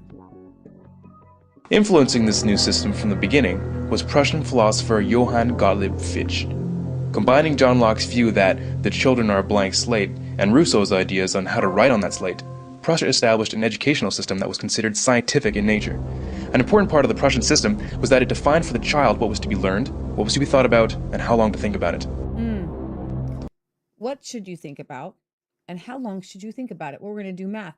We're going to do this math for 45 minutes. That is not the childness or the kidness of the kid. Yeah. In order to have an efficient policymaking class, A good parent in a good homeschooling or Montessori school will ask a child, what do you learn? What do you want to learn? And then will help facilitate a way to make sure that that learning happens in such a way that the child is growing. and a subclass beneath it, it was believed that one had to remove the power of most people to make sense out of the available information. In other They had to remove the power of the most people to make sense out of the situation, which is why I can tell, guys, I can tell those of you who have been really, really, really brainwashed by this system, you're still Trump supporters. For real. Oh, Leah, now you hurt people. Truth, facts over feelings. No. You want to say it better? You want to wake people up? I don't want to hurt people's feelings, but say it in a way that you think somebody will understand it, but not hurt their feelings. Because we talk about Trump all the time, but it's not getting to people's minds. We said it the other day. We said it today. The people that support Trump now today cannot think for themselves. I'm sorry. I'm sorry. You know why? You're missing pieces of the puzzle, just like we talked about on our show. Maybe you missed it. We talked about the ranchers and the cattlemen who were Trump supporters, diehard Trump supporters. There's this rancher in Oklahoma, and he would tell his dad, Trump's doing this and it's not right. And he was like, diehard until this bringing in foreign beef thing. He's like, I'm giving up on him. Like he's not for us. He's not for us. And I could list all these things. He's pro-choice. He's pro-abortion. He's sending his kids all around the world to make billion-dollar deals with radical Islamists, you know? And it's like he was against foreign intervention. Now he's doing foreign war. So what I'm saying is that the American education system and the Prussian system makes it so that you cannot think for yourself.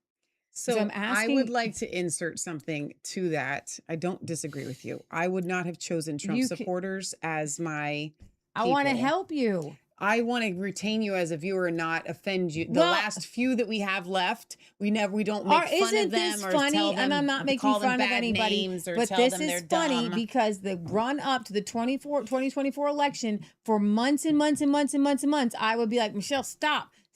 I'm trying to keep the Trump supporter watching my show because I love them. I love you. I would actually call out, and this is true, but I can understand why Leah feels like this wouldn't hit you because you already feel like this doesn't apply to you, is the people that wore the masks, the people that took the jab. Yeah, but that's easy. We all know that part. We all know that they went along with it. But I guess I feel like the people that are still supporting Trump, it's not solely because of the compulsory, Prussian school system or whatever. It's just people that kind of created an idol, are holding on to hope. They don't want to let go of that hope. Okay. So there's more to it than just this, but this is a contributing factor. Okay. Don't be offended. Please still watch the show. In other words, critical thinking had to be done away with. Now, if you're wondering why the average person doesn't know that the North American education system is based directly on the Prussian model, it might just be because its original purpose was not designed for the good of the individual, but for the good of the government. The philosophy of Johann Fichte directly influenced the creation of the Prussian model of schooling, as he is quoted saying, "The schools must fashion the person, and fashion him in such a way that he simply cannot will otherwise than what you wish him to will." With quotes like these, you can see why his involvement is not well known. Education should aim at destroying free will, so that after pupils are thus schooled, they will be incapable throughout the rest of their lives of thinking or acting otherwise than as their schoolmasters would have wished. When this technique has been perfected, every government that has been in charge of education for more than one generation will be able to control its subjects securely without the need of armies or policemen. That's terrifying. In 1807, in a Berlin occupied by Napoleon, Johann Fichte gave a series of famous addresses to the German nation. Fichte spoke of the superiority of German people above all others. The content of these speeches was a catalyst for the Prussian education system and German nationalism. In other early works, he calls Jews a state within a state that would, quote, undermine the German nation. He openly expressed a desire to expel Jews from Germany. Fichte had a deep influence on the rise of the Third Reich, and continues to be deemed, quote, the spiritual father of modern neo-Nazism. Which begs the question, why would the father of American education make it a law that every child spend their youth in a system created by the father of neo-Nazism? Historians reflect that one of the greatest social factors that allowed a man like Hitler to rise to power was that the German people had been bred from birth to respect authority above all else. So there is that. And I think that what happens is that once you've learned and you identify just the left as the bad guy, I know some people have said, Leah, would you rather have Kamala Harris? No, I don't want all the time. Any liars, cheaters, scammers, or snakes. Well, and see, I will say this, though. Those that say that, to me, I would put that specific type of a Trump supporter. It proves that you went through this system, because what you have is it's a tunnel. It's literally, they're coming to you and they're saying you have to choose whether you want to eat, and poop or vomit. And it's like, I'm not choosing either. Guys, but then they tell you have to choose. And then if you don't like the poop that you've swallowed, then you must have wanted vomit. If Trump does things that are good, we praise him. We still do. Okay. Even though it's hard. But to be able to think for yourself is to be able to if you're going to be an umpire, you have to call balls and strikes no matter which team you like. Yeah. All right. So let's play this one. 6 Secret Lessons Taught in School by John Taylor Gatto. To the right. To the right. There it is. The first lesson I saw was the terrible confusion that's in any school as people race the bat at bell-marked intervals. The time-honored experience of mental development is that it occurs with strong concentration, not with fragmented attention. Class position. You will not find the doctor's son, however ignorant he is, in the class with the marginalized kids.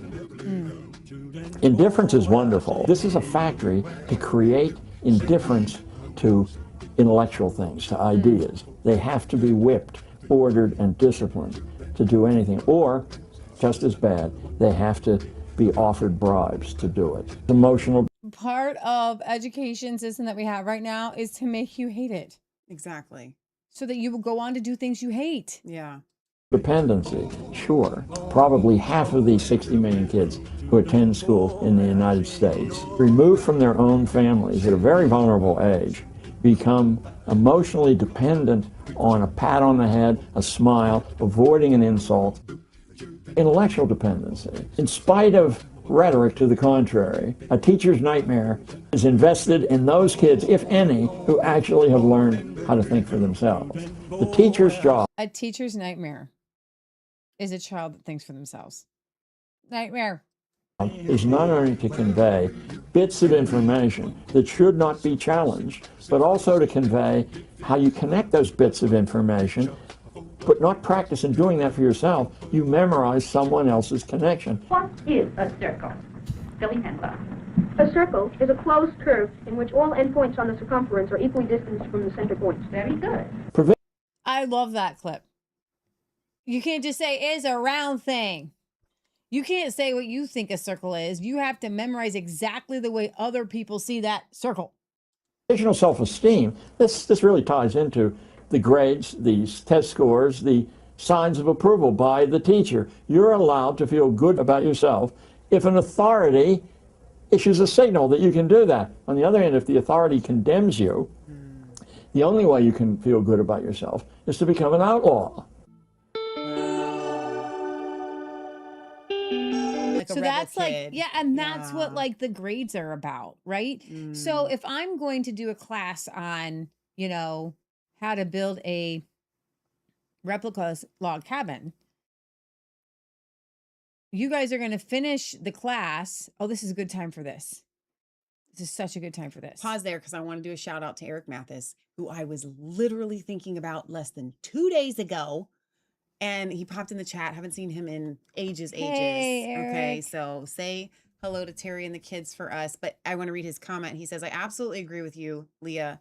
Trump is definitely not for us. Okay, so our friends in Anymore. And thank you, Eric, for saying that. We can have a discussion on that. So our friends in Hocking Hills in Vinton County on September 23rd, they are going to do the opposite, and we're going to talk about like what the opposite education should be. They have where education meets real life. If you scroll down, there's going to be a day of classes. Okay. Let's see. Oh, it's so cool. They're going to learn. You can learn about horses, milking goats, foraging and hiking. And I think that Applesauce making, first aid. Okay, so look at this schedule. I wanted to go. They asked us to teach a class. Pellet dissection. Make and take. What the heck? Here's the thing, but guess what? You're gonna have you guys ever dissected an owl pellet? We did in school. Slingshot course, farm forensics, case of the midnight coop raid. Oh, you know what that's gonna be about? What killed your chicken? You know what happens? You go out there and you find a chicken. You got to figure out. Okay, it was just decapitated. That's probably it a good wasn't. class. That's what I'm telling you. Oh my gosh. Nature loom making class. Learn about horses. Lead ride on mini horse session. Applesauce over an open flame. Pickle it from cucumber to pickles. Make and take. Bring your own mason jar. Lost on the Back 40 farm survival challenge. Come on, man. This is actually worth coming to. Like, who left that? Farm and forest animal detective activity. Tallow rendering class. So this is from the same Water people the livestock that brought us old school survival boot camp. Okay.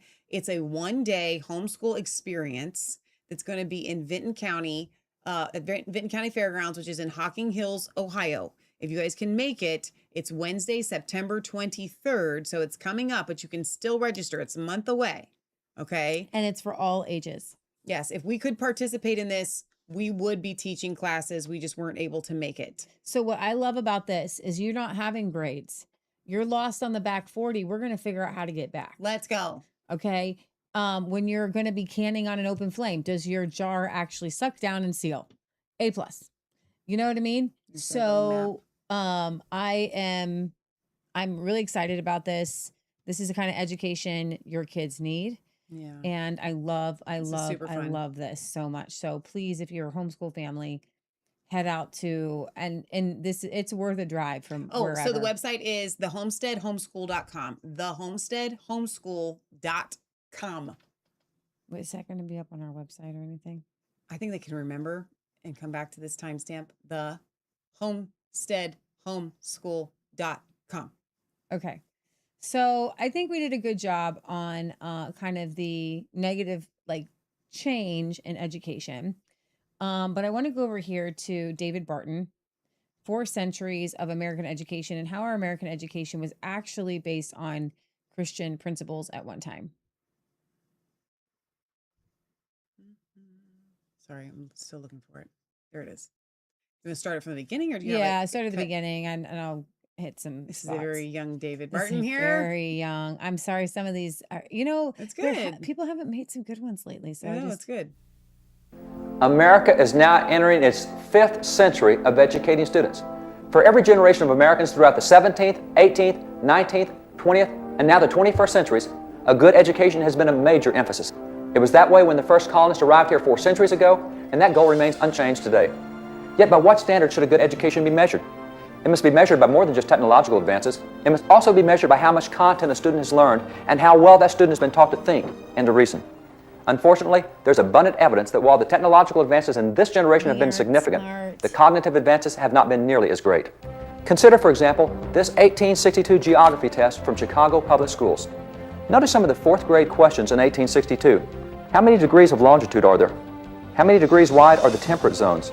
What is a watershed? Stop. Name the principal. Does anybody know the answer to that question? I think most of us know what a watershed is, but the first couple here. No. What are the principal animals of the frigid zone? Name the principal animals of the frigid zones. This represented basic 4th grade knowledge in 1862. That same year, this math text, Ray's Arithmetic, was one of the most popular elementary math texts in American schools. Notice some elementary math questions from 1862. I insured 2/3 of a shop worth $3,600 and 4/5 of a house worth $6,000, paying $126. What was the rate of insurance? Or, how much money must be given with 9 $100 shares at 15% discount in exchange for 8 $100 bonds at 2% discount? And these were elementary math problems. This math book for elementary students provides exercises that students had to solve mentally only. That is, only in their minds. No pencils, no papers allowed. Notice some of the mental math problems for elementary students in 1877. A boat worth $864, of which 1/8 belonged to A, 1/4 to B, and the rest to C, was lost. What loss did each sustain, it having been insured for $500? This was a mental math problem in elementary schools in 1877. Here's another. On a farm, there are 60 animals, horses, cows, and sheep. For each horse, there are 3 cows, and for each cow, there are 2 sheep. How many animals of each kind? I could do that in my head. Or try this one. If 7 men can do a piece of work in 4 days, in what time can it be done if 3 of the men leave when the work is half completed? In 1877, these were math problems that elementary students solved in their minds. Stop it. Or try a few basic history questions from 1882. History questions about the United States Constitution. What is a writ of habeas corpus? What is a bill of attainder? What is an ex post facto law? Enumerate the powers denied to the several states. What are bills of credit? How many elementary students today, or even adults in this so-called modern and advanced generation, could answer such elementary academic questions as these from a century ago? Consider one final example of the educational content of previous generations. It is this book, The Federalist Papers. Written in the years 1787 and 1788 by 3 prominent founding fathers, James Madison, Alexander Hamilton, and John Jay, this work explained to the citizens of the new United States why a federal constitution was needed. Even today, this work is still considered the single most authoritative source on the intent of the Constitution. There's currently a law professor in Alabama who requires his law students to read this book, all of it. And why not? Before they can become attorneys, they'll swear an oath to uphold the Constitution. So why not learn about the intent of the document they'll swear to uphold? Yet those law students, enrolled in today's graduate-level legal studies, regularly complain to him about the difficulty of reading that old book. That professor nods sympathetically and responds, I understand. This book was not written for someone at your educational level. This book was written for the common, average, upstate New York farmer of 1787. Perhaps someday you, as a graduate student, will attain the educational level of those early New York farmers. Indisputably, our early educational system was remarkable. In fact, since it was responsible for producing the longest ongoing constitutional republic in the history of the world, it is worth looking more closely at what, for 4 centuries, made the American educational system so successful and so different from all others.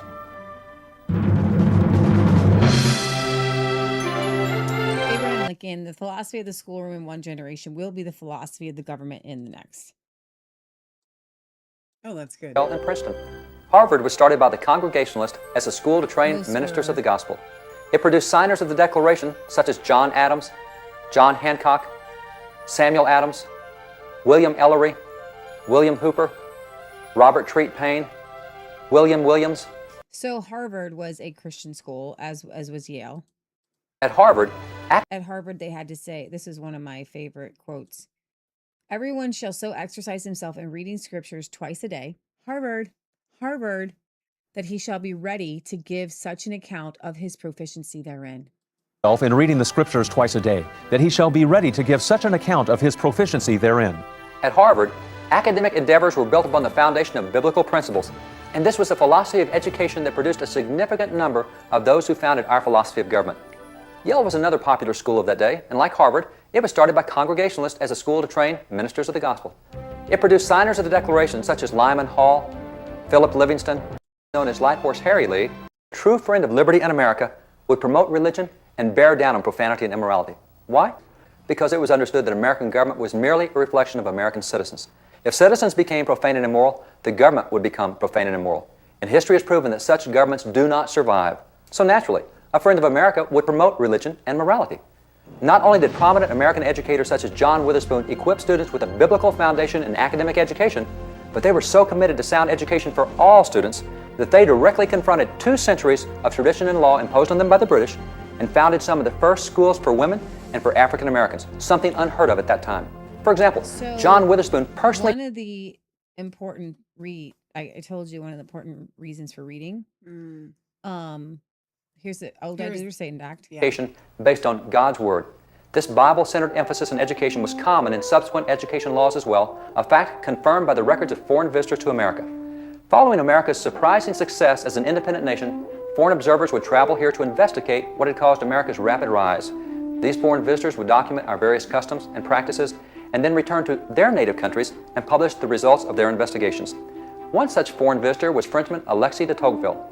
His observations on the religious nature of American public education are recorded in his work. Originally called The Republic of the United States of America and its Political Institutions Reviewed and Examined, today it is simply called Democracy in America. Briton Edward Kendall was another foreign visitor who reported the same fact about the religious element in public education in America in his 3-volume set.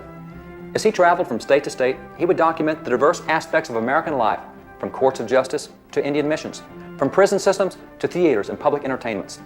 While in Connecticut, Kendall had examined American education, and he found the state's illiteracy law of interest, particularly the opening declaration of that law. This legislature, observing that, notwithstanding our former orders made for the education of children, there are many persons unable to read the English tongue, and thereby incapable of reading the holy word of God or the good laws of this state. Notice the reason that the Connecticut legislature had been concerned about illiteracy. If a child could not read, then he would not know the word of God or the laws of the state. This meant that if the legislature enacted a law that contradicted the word of God, then citizens might not prevent its passage. Another famous education law was called the Northwest Ordinance. It was the first federal law to address education.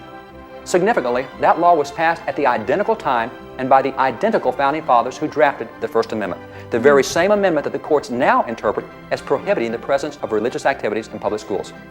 Interestingly, Article 3 of that federal law directly linked religion and public education together, declaring, Religion and morality and knowledge being necessary to good government and the happiness of mankind, schools and means of education shall forever be encouraged. I encourage you to put that to your memory.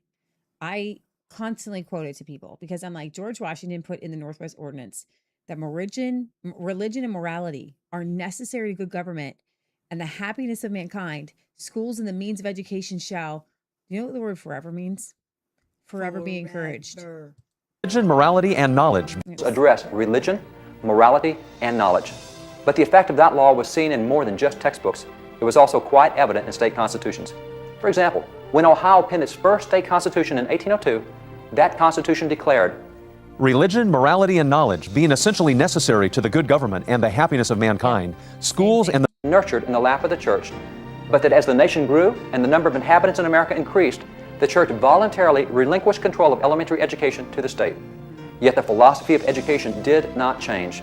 In fact, the state superintendent of public instruction even declared, if the study of the Bible is to be excluded from all state schools, if the inculcation of the principles of Christianity is to have no place in the daily program, if the worship of God is to form no part of the general exercises of these public elementary schools, then the good of the state would be better served by restoring all schools to church control. State public education leaders believed that if public education ever reached the point that it did not inculcate religion, morality, and knowledge, that it did not teach the Bible in schools, did not inculcate the principles of Christianity, and did not incorporate the daily worship of God, then the country would be better off if the state gave all of its schools back to the church. So closely was religious faith embraced as a part of a sound public education, even on the university level, that in 1860, 262 out of 288 college presidents were ministers. Literally pastors. 262 out of 288 college presidents in 1860 were pastors. Yeah. Pastors. Plans, authoring textbooks, or starting universities. One of those early educational leaders was Dr. Benjamin Rush, a signer of the Declaration of Independence who also served in 3 presidential administrations. Dr. Rush had helped found 5 colleges, 3 of which still exist today. He was also a university professor, authored numerous textbooks, and was possibly the first founding father, following the ratification of the Constitution, to propose nationwide public schools, for which he may be titled the Father of Public Schools under the Constitution. In one of his famous educational policy papers, A Defense of the Use of the Bible as a School Book, Dr. Rush set forth nearly a dozen reasons why the Bible should always remain the principal textbook in American education. He closed that piece with a succinct warning on what would happen in America if the Bible were removed from schools. In contemplating the political institutions of the United States, I lament that if we remove the Bible from schools, we waste so much time and money in punishing crimes and take so little pains to prevent them. For this divine book, above all others, favors that equality among mankind, that respect for just laws, and those sober and frugal virtues which constitute the soul of our government. Since the Bible dealt with the heart, the source of all crime, Dr. Rush saw the Bible as the only sure means to prevent crime. He therefore predicted that if we cease to teach the Bible in schools, then America would expend great quantities of time and energy making money everybody and better punishing people. And that is what is exactly happening right now. How many of you have heard that Benjamin Franklin was the least religious of our founding fathers? Well, he and most of our founding fathers were educated. My favorite is on the New England Primer.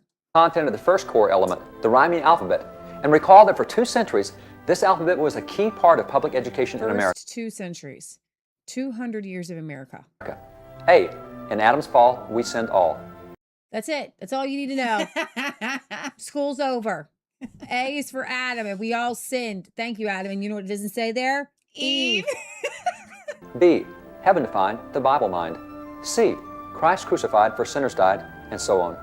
The second key element of the primers was the alphabet of lessons for youth.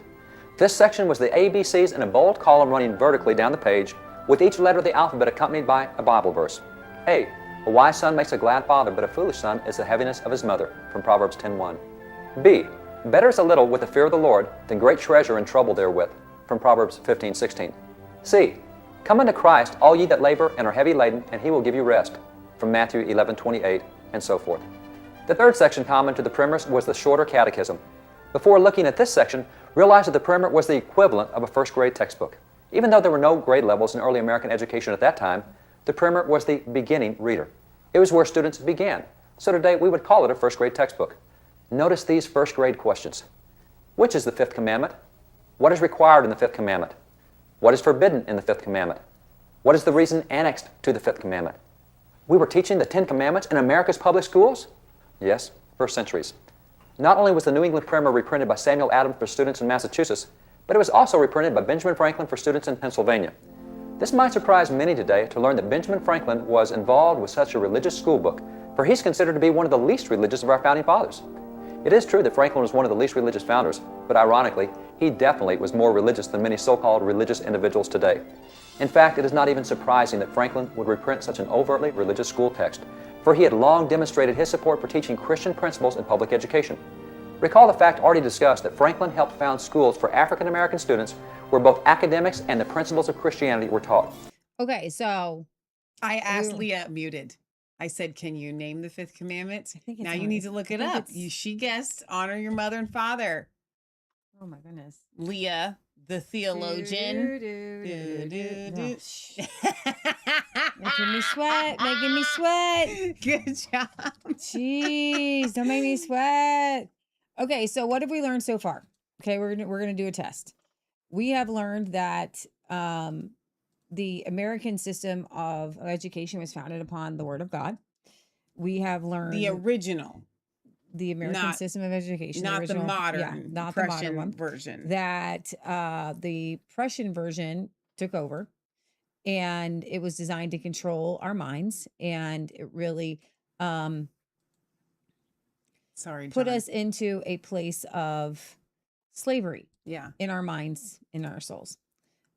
I am going to play for you guys one more from our good friend, John Taylor Gatto. And then I want to play for you a few videos on what I think education should look like. So I believe he is correct when he says school is a 12-year jail sentence. Adult lifetime spent teaching school, I believe the method of mass schooling is the only real content it has. Don't be fooled into thinking that good curriculum or good equipment or good teachers are the critical determinants of school time. All the pathologies we've considered come about in large measure because the lessons of school prevent children from keeping important appointments with themselves and with their families to learn lessons in self-motivation, perseverance, self-reliance, courage, dignity, and love, and lessons in service to others too, which are among the key lessons of home life. 30 years ago, these... Yes, it's a clause line.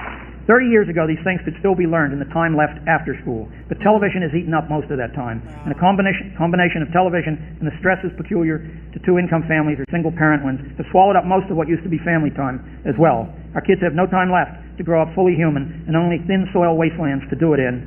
A future is rushing down upon our culture, which will insist all of us learn the wisdom of non-material experience, a future which will demand, as the price of survival, that we follow a pace of natural life, economical and material cost. These lessons cannot be learned in schools as they are. School is like starting life with a 12-year jail sentence, where bad habits are the only curriculum truly learned. I teach school and win awards doing it. I should know.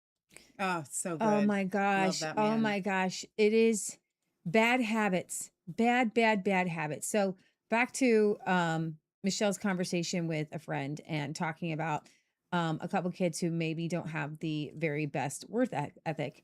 And I would say that it is not their fault. And like I said, not even their parents' fault. It is the fault of the American education system, because the teachers are not working. The teachers don't like what they're doing.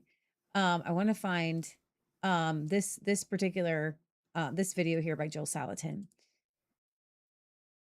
Guys, when we have kids come to our farm, they love to butcher chickens, and it is hard work. It is really. Yeah. I will get a group of kids, and you guys know your kids, and they will just capture chickens for hours. Okay. It's a messy job. It's a hard job. You get scratched up. You know, these chickens don't want to be caught. At some point, they catch on to what's going on out there. Good kids raised and homeschooled kids, I will say, if there's a job that they don't like, they're not going to do it. Yeah. But I believe that you can find a job that they will like, because good kids, regular kids, normal kids want to work. They want to be put to work. Can I do that with you? Can I help you with that? How many, you were talking about little Emma from the craft show. Like, she just went, can I do that? Can I do that? Can I do that? Can I do that? Can I do that? Show me how to do that. Can I sweep? Can I do this? Kids want to be put to work, not in a negative way, but in a good way. But I was thinking about this with public school teachers and how they are not taking kids out in the woods to cut down a bunch of trees to identify them and make a bunch of baseball bats on the lathe. They're lazy. From hickory and ash. I'm going to tell you, if you are a public school teacher, I'm not. We have friends that are. Be careful. I'm not going to say you are inherently lazy, Right. but I'm going to say the job breeds laziness. Yeah. It is lazy Do you to know what just our new- read a book to kids and give them a test. Rather, it is hard work to come up with projects that our friend put together for the homeschool class, like actual hands-on work. And when we did our class on over the fire canning, those kids were ready to roll, man. Go. Can I talk? Got my hand raised. I learned this. You know where I learned this? School. Public school. So our new friend that is a teacher who we love so much. She is a Can I finish my sentence? She's a student intervention. Listen Interventionist. to me here. Yes. You know what she told us? What? The teachers are no longer allowed to bring their cell phones to school. Do what? They can't have phones. The teachers cannot have phones. I was like, that feels like an invasion of your own privacy and personal rights. What as do you being a mean teacher. they can't bring Do their... you know what she told me? Do you know what she told me for why they're not allowed to bring their? Would you like to guess? Because they're on them too much? Because they on them too much. Because the kids are reporting them? I don't know who's reporting them. All I know is those teachers aren't doing a daggum thing because they on their phones. Well, that's unfortunate. Like, that's real. I was shocked. Because first of all, I would never have a job where you can tell me that I can and cannot have my cell phone. Like, I'm offended. But at the same time, if you like, I would never cross my mind to be on my phone while I'm educating children. Okay, this is a good video. You know what my teacher used to do? What? They would read books. Like if it's test time, right? Bring you a book, man. I love reading. I feel selfish when I read. So I would take it as time to read. You have to like to work. And when the children are around mom and dad that are complaining about, oh, I got to go out and, sweep the porch or whatever, when we're complaining about our chores and our jobs, when we have no sacredness to the things that we do, well, the kids are going to pick that up. So part of it is for us as parents, we have to appreciate that all that we're doing from cleaning the toilet to planting the tomato plant, that is all sacred. It is sacred stuff. It is an extension of God's participatory hand in life. Yes, one of the most helpful Joel. things, little tidbits that I always give parents, is never give time-oriented tasks, give task-oriented tasks. In other words, never say, go pick beans for 30 minutes, because there's no incentive to do it efficiently, to do it well. Just, you got to pick beans for 30 minutes. That's good, Joel. But if you say, pick from here to here, so you give it task instead of time, here to here, when you get done, I'll read you a story, we'll, go for a walk, whatever the reward is. When it's task-oriented, then you teach efficiency and faithfulness. That's good. Yes. Yes. If your kids don't love hard work, it's because they haven't seen you model it. My mom, one of the things my mom always taught me was to love to clean. I know. Cleaning is a good thing. It's work, or to shovel, or to rake, or to do hard work. And you see your parents model it and they make it good. They make it exciting. My mom would reward us. Let's go get some ice cream. Let's do that. You did it. And praise, it goes a long way. But right? I still don't want to put a lot of onus on the parents at this point because, and I mean this genuinely, our first half of the show was showcasing the compulsory public school system that turns your child into a zombie where they're not developing properly. Their brains aren't, their hormones aren't, they're like, you have a motivation gene within you, right? Yeah. And the public school system turns that off. Yeah. Right? So, sorry, I'm trying to close these, but they keep playing. You're not a self-starter. Yeah. The public school system does not garner self-starters. Yes. All right. So here is where I'm going to make a switch to schooling that I think is helpful. And this is an example of like an outdoor forest school in New Zealand. And this child's getting ready to go.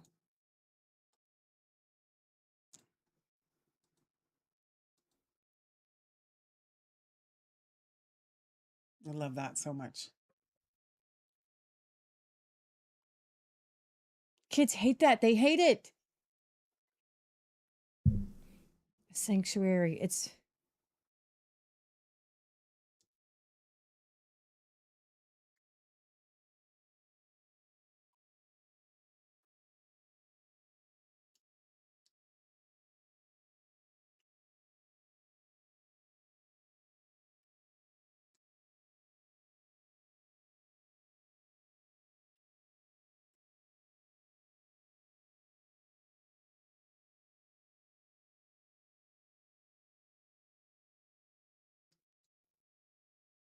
This is awesome. It's like camp.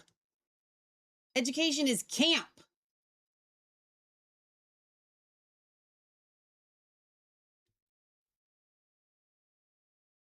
The mum.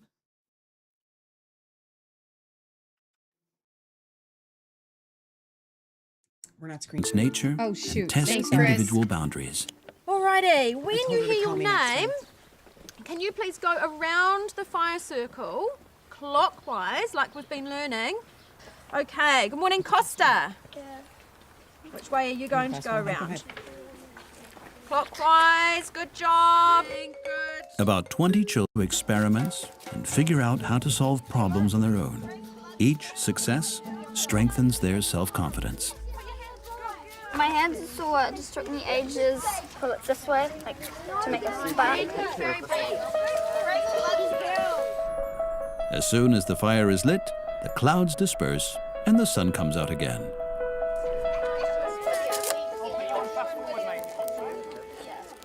Time to open the litter box. It's all right, he's doing well. Okay. Good job. Okay, guys, let's go and open the litter box. Each morning, one of the children is allowed to open the mailbox. The letter is read aloud in the forest at the so-called home tree. It usually describes a task for the day. The children believe the letters come from a mythical creature named You gotta draw Tanifa. the line there. Tanifa, the kind of mythical lizard kind of dragon Okay, that's creature that demonic. we have, and he lives in the gonna water. skip that. Down You're there, not there's a doing body on it, dragon and then it just mythical sort of letter sending. falls apart. Like, Attend the school for this free. looks legit. Oh, that's awesome. 3, 2, 1, go jump. Meanwhile, Miro's team has come up with a plan. The raft is going to be constructed of tree limbs lashed together. Underneath, barrels will provide the necessary buoyancy. But then there's a problem. I just came up with another idea. What? There's lots of sharks in the woods. No, there isn't, Sam. Don't be silly. Sam wanted to make a spear to defend the raft from sharks. The others thought it was unnecessary. Now, he doesn't want to participate anymore. Uh-oh. I feel Okay, so we're gonna make the barrels. 2 became God. Okay, There's so another demon. oh my God gosh. of ma- Hey, New Zealand, can we talk? Can we talk, New Zealand? You need to. I get like rid of your- this. I like this, but Yeah. we need more Jesus, less demon yeah, creatures. Yeah, exactly. Exactly. I wanted to do a couple more on the hands-on school in the woods. I really like the idea of the school in the woods. You must have found him somewhere else, huh? This may look like recess. This may sound like recess, but at Red Oak Community School, they don't have recess. We're an elementary school. We're an elementary middle school. We teach the same stuff. We do it outside. Yes. Are they fishing? Cheryl that was Ryan loud. created the school on the Northeast Side. Technically, all the kids are homeschooled. They're just homeschooled together. I never set out to start a nature school. I just wanted a place where my kid could learn. Hey, watch this. I'm watching. The students spend 2 hours a day. Every time a child says, hey, watch this. Outdoors, rain or shine. There's Wow. something about It's snow. the color of the sky and the leaves and the sounds of nature that calms their brain in a way so Yeah. that when they go in, they can learn. I see some paper in there. Cheryl describes this as a nature immersion school, focusing on the lessons and not the grades. We don't do tests, we don't do grades, we don't do homework. I don't come at this as a researcher I don't have a degree in education. I'm a mom and I know what works for my kid, and that's how all of us got involved. We were all just parents that knew what would work for our kids, so we just did it. And it is growing. They're in the process of building a new campus for a new school that almost seems to be old school. When people ask me how the school is going, I'm like, the kids are happy and they're learning. Cheryl also does not allow screens at. Okay, so do you have more you want to play? No, go ahead. I have others, but go ahead and talk. Well, I was just thinking about, I'll save my thoughts for my final thoughts. I love this. Please, I'm not going to poo-poo this is amazing. Okay. I think that there's an even better way, and Leah knows what we'll get to that Sure. at the end as the Yes. wrap up of the show. Yes. I like this as an option. The Waldorf classrooms are actually really upscale. For like rich kids. Hi. Welcome to Acorn Hill Waldorf Kindergarten and Nursery. That room just looks amazing. This room is our parent-child room and also a 3-day nursery class. Everything in the classroom has been thought of to the last detail. The color of the walls in the room, for example, this sort of mottled pink, we call it lazuring, is meant to have no sharp edges so that the children can continue in a sort of very open state with each other. The rainbow cloth doesn't hold the children in any one place, in any one hard edge, for example, when they play in the kitchen. This wreath that's hanging, we have our So you get the indoor stuff and then a flute or a glockenspiel, and the This And is then more you like have- a Once they- Montessori school. The Yes. kindergarten And then they have plays an outdoor in warm space. weather. We like to eat snack outside on these picnic tables. The sand pit, as you can That see, looks super fun. is very big, and the children do a lot of children. Every moment they're balancing, every moment they're strengthening their legs, and they're breathing.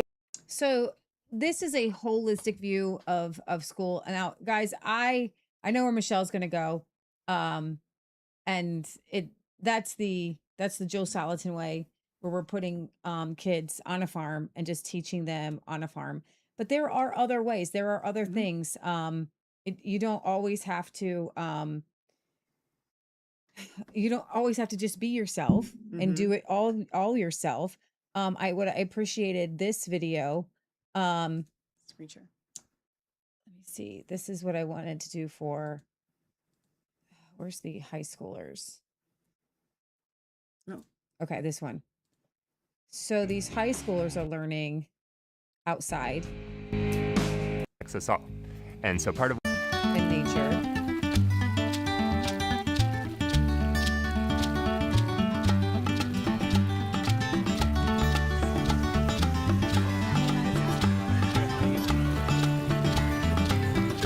Take the rock and then you just rub it.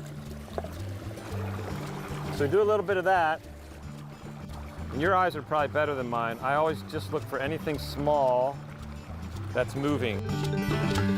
So you could do a class on invertebrate animals or insects. Yeah. Or you can take your kids out Yeah. into a stream, Dear God. grab some fossils, and then teach them. Oh, we're doing fossils? Because that kid Yeah. earlier had a live one. I believe, yeah, I think we were doing fossils.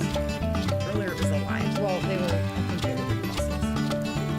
A sample of macroinvertebrates. They're assessing the stream, bank for erosion, temperature, different things like that. See, that's a What else, Mama? Water striders. water shredders. Yeah. Science, when I think of science, I think like all chemicals and stuff. So like last year I took chemistry, so that's what I thought of science, so it wasn't too entertaining. But since this is like specifically environmental science, so it's kind of more interesting because it's like what's around us. Chemistry should not be boring. Mm-hmm. You should be blowing things up. What? Chemistry. You should be blowing things up. You know. You want to make bombs?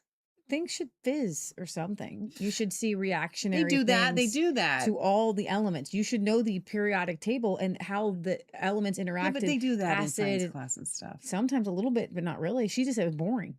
Shouldn't be. Chemistry should not be boring. No. Okay. I agree with that. It's better to actually do this stuff instead of just sitting down and being told about it. Because you actually That's it. That's what I'm trying to tell you. It's every single child on the face of the planet. But guess what? It's not, you can't mass produce it. Yeah. You can't put 500 kids out on that creek. Mm-hmm. Okay? You have to scale it down. You have to know the kids one-on-one. You have to get the kids there, right? You can't, school today is industrial farming for children so that they can then become human resources of the state.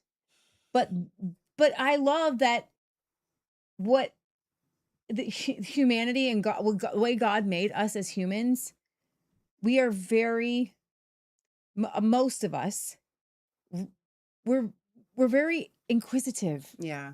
And there are a few good people that see that the educational system is horrible, hated it, and are dedicating their lives to sacrifice to help others to learn how to learn and to teach parents how to teach. Yeah. Okay, I'm not going to sit here and say that a homeschool parent needs to do it all, do all your classes, do all your things, because there's a lot of different co-ops out there. There's a lot of different ways.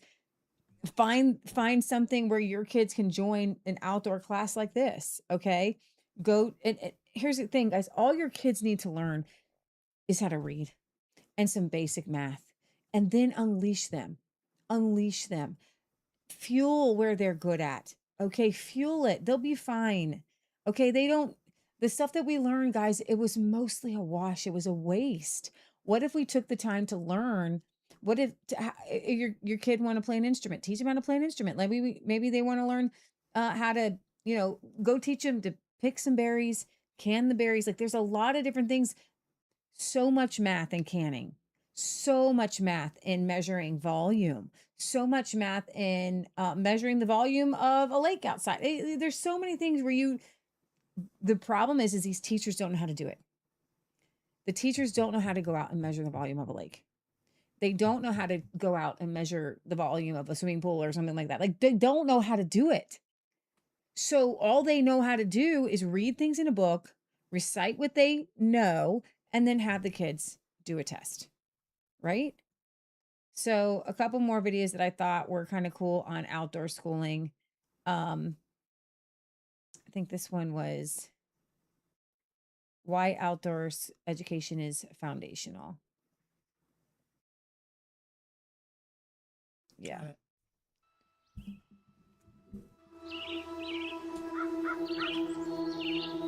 I'm not aware of many school districts that are really looking at students from a whole student perspective.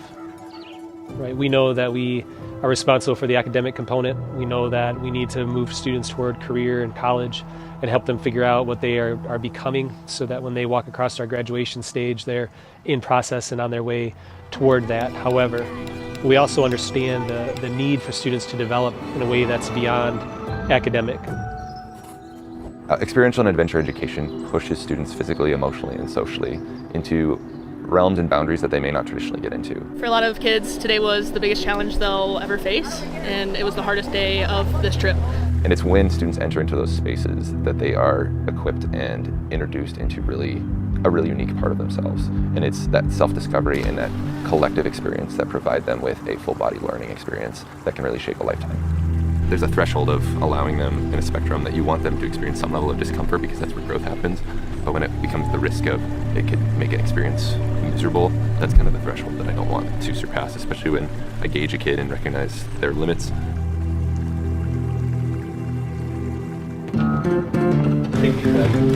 My name is Nick Johnston. I teach at Lake City Area Schools, and I serve as the lead trip facilitator, where I am responsible for the planning and implementation of our outdoor adventure trips. Lake City Area Schools offers an incredibly unique experience to students through the realm of experiential education. In specifics, through our backpacking program, students were offered an experience where they could go out into the backcountry with school staff and experience the full realm of planning, preparation, development. A lot of the techniques and strategies are methods built on lots of different frameworks, but begin by essentially getting students to step out of their comfort zone and into a zone of growth. And I want to develop that both in the classroom and in the field. You know, it's a great question. The value of experiential adventure outdoor education, really any of those pieces, is to offer students opportunities to talk about things that really matter in life. And I know that that's a pretty simple guideline, but truly that's what we do. Whether it's a backpacking experience, a camping experience, an activity that we do, those are simply a vehicle for us to talk to students and groups about the things that really matter. This programming for the kids is so good to be able to disconnect from their world at home and from their devices that everyone is so connected to, adults, students, everyone, where you can be reached at any second. Like, you're here and you're able to be where your feet are, be grounded and be connected with those people around you, and just be able to have those deeper discussions. I think it's important to connect with the kids outside of the classroom, because it's such a open environment and they don't see you as such an authoritarian. It helps them open up and be cool with you. although they may see that teacher as a core content instructor, when they get with them out in the backcountry or on an adventure course, what it does is it exposes them to the humanity of that teacher or that instructor, and it's that humanness that makes them someone that students are willing to learn from. Somebody told me a long time ago that students don't care how much you know until they know how much you care. And I believe that enhancing and developing connections through relationships, especially in the field of experiential education, is the framework for quality instruction. Our goal in taking students out, whether it's for a backpacking trip or placing them on a ropes course or giving them a climbing wall opportunity or simply doing an activity out in a green space, to one, build a sense of confidence in self and their own abilities, but to secondly, and as importantly, build a deeper connection.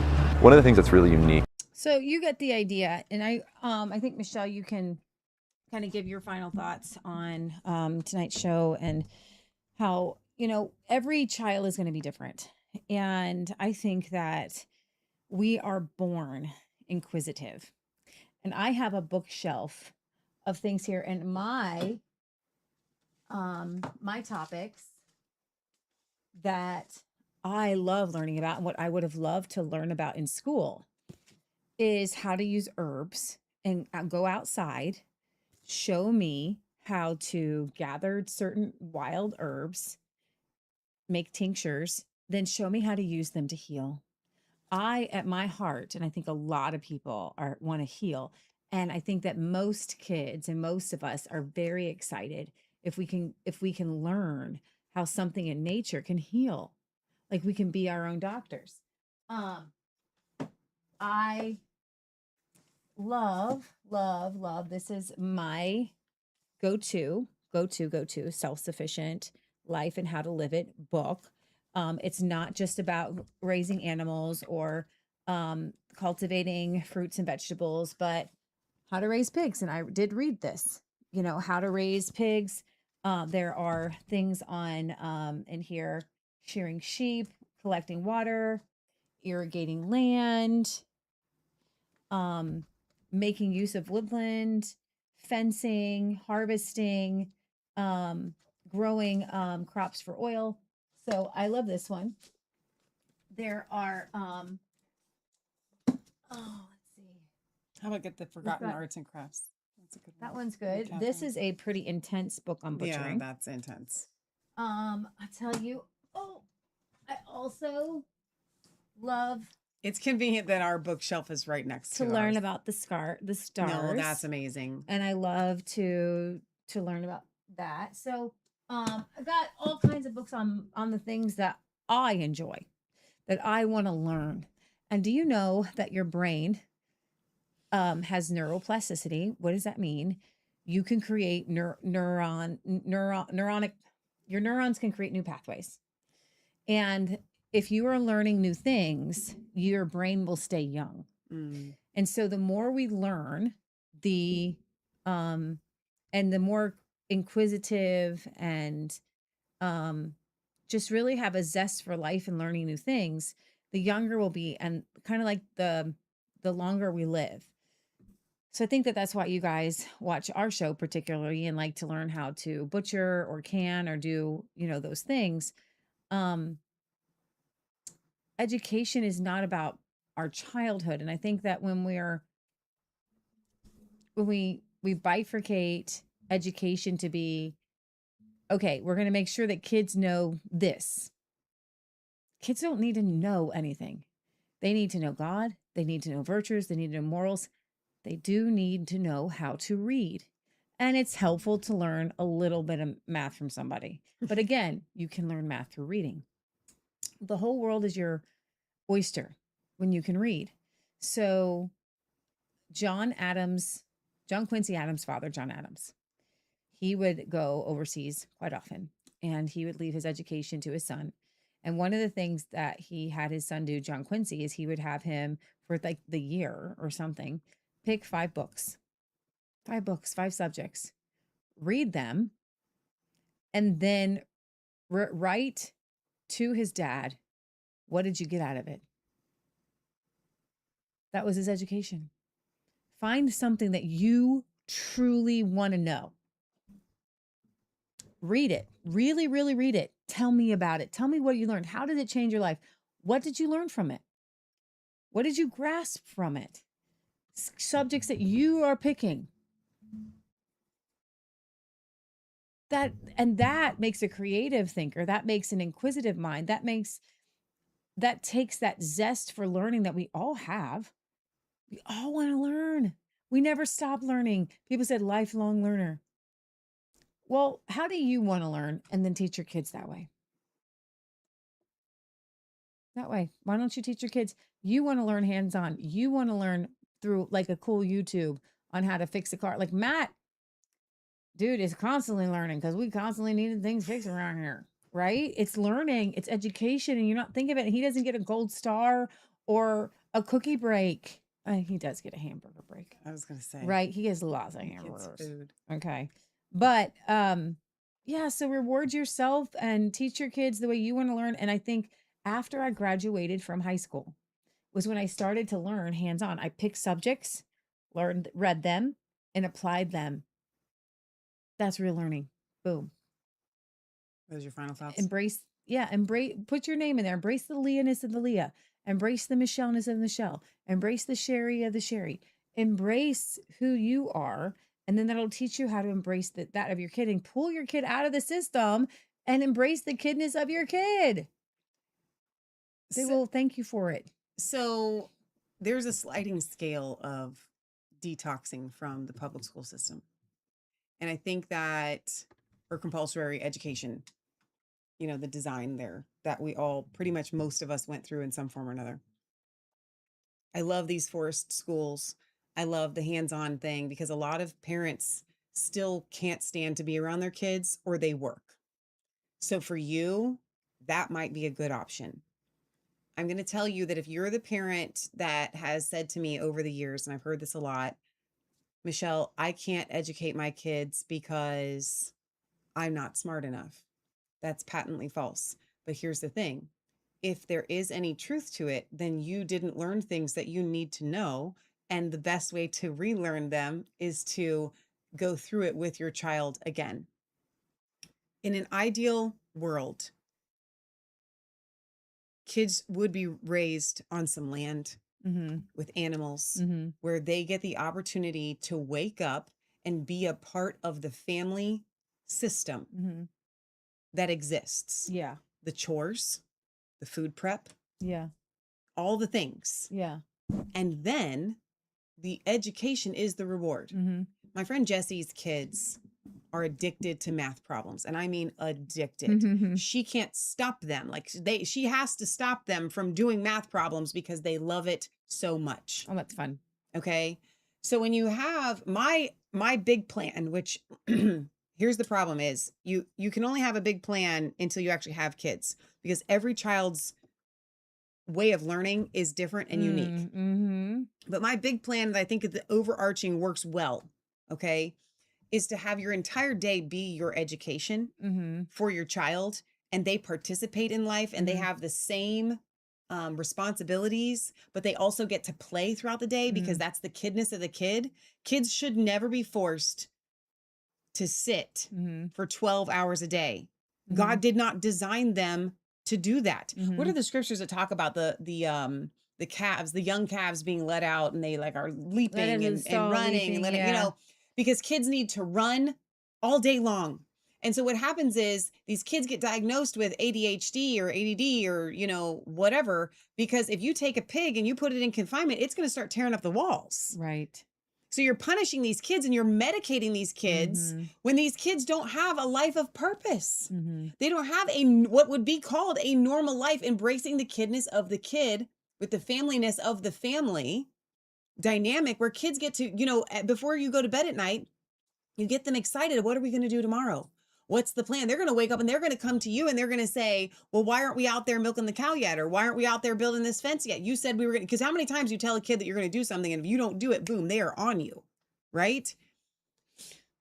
So you would do that during the day and then the reward would actually be, instead of a TV or a tablet or a cell phone, books.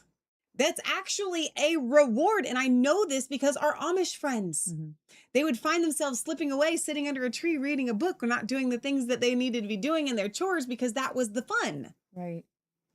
So we've got it inverted to think that you need to take the best hours of the day of a child and sit them down. That's absurd. You know, Cesar Millan, as I've been in the pet care business for 15 plus years, if he wants to teach obedience to a dog, the first thing he does is take it rollerblading. Wear that thing out. Wear the kids out first. And then when all of the zoomies are out of the kids and you've done education while they're doing their zoomies, then they can sit down. Then they can learn. Now, there's not many kids that wouldn't benefit with a lifestyle like that. And if you could put all kids in one box of learning, that would be the box. Yes. With the exception of other kids' learning styles outside of that. Right. Okay. It's not about, are you educating a child to read, to do your arithmetics and science? Like, is that what you're trying to do to raise a kid? Mm-hmm. Or are you raising them to be self-motivated, responsible, kind, caring, empathetic, thinking of others instead of themselves? It's all important. And here's the thing, and this is the last thing that I'll say. I had to detox from the public school system. You did. It took you a long time. Before I could learn again. It was a major detox.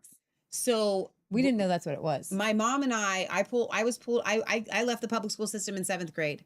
I tried very hard. I struggled so much to get through my 8th and 9th grade years.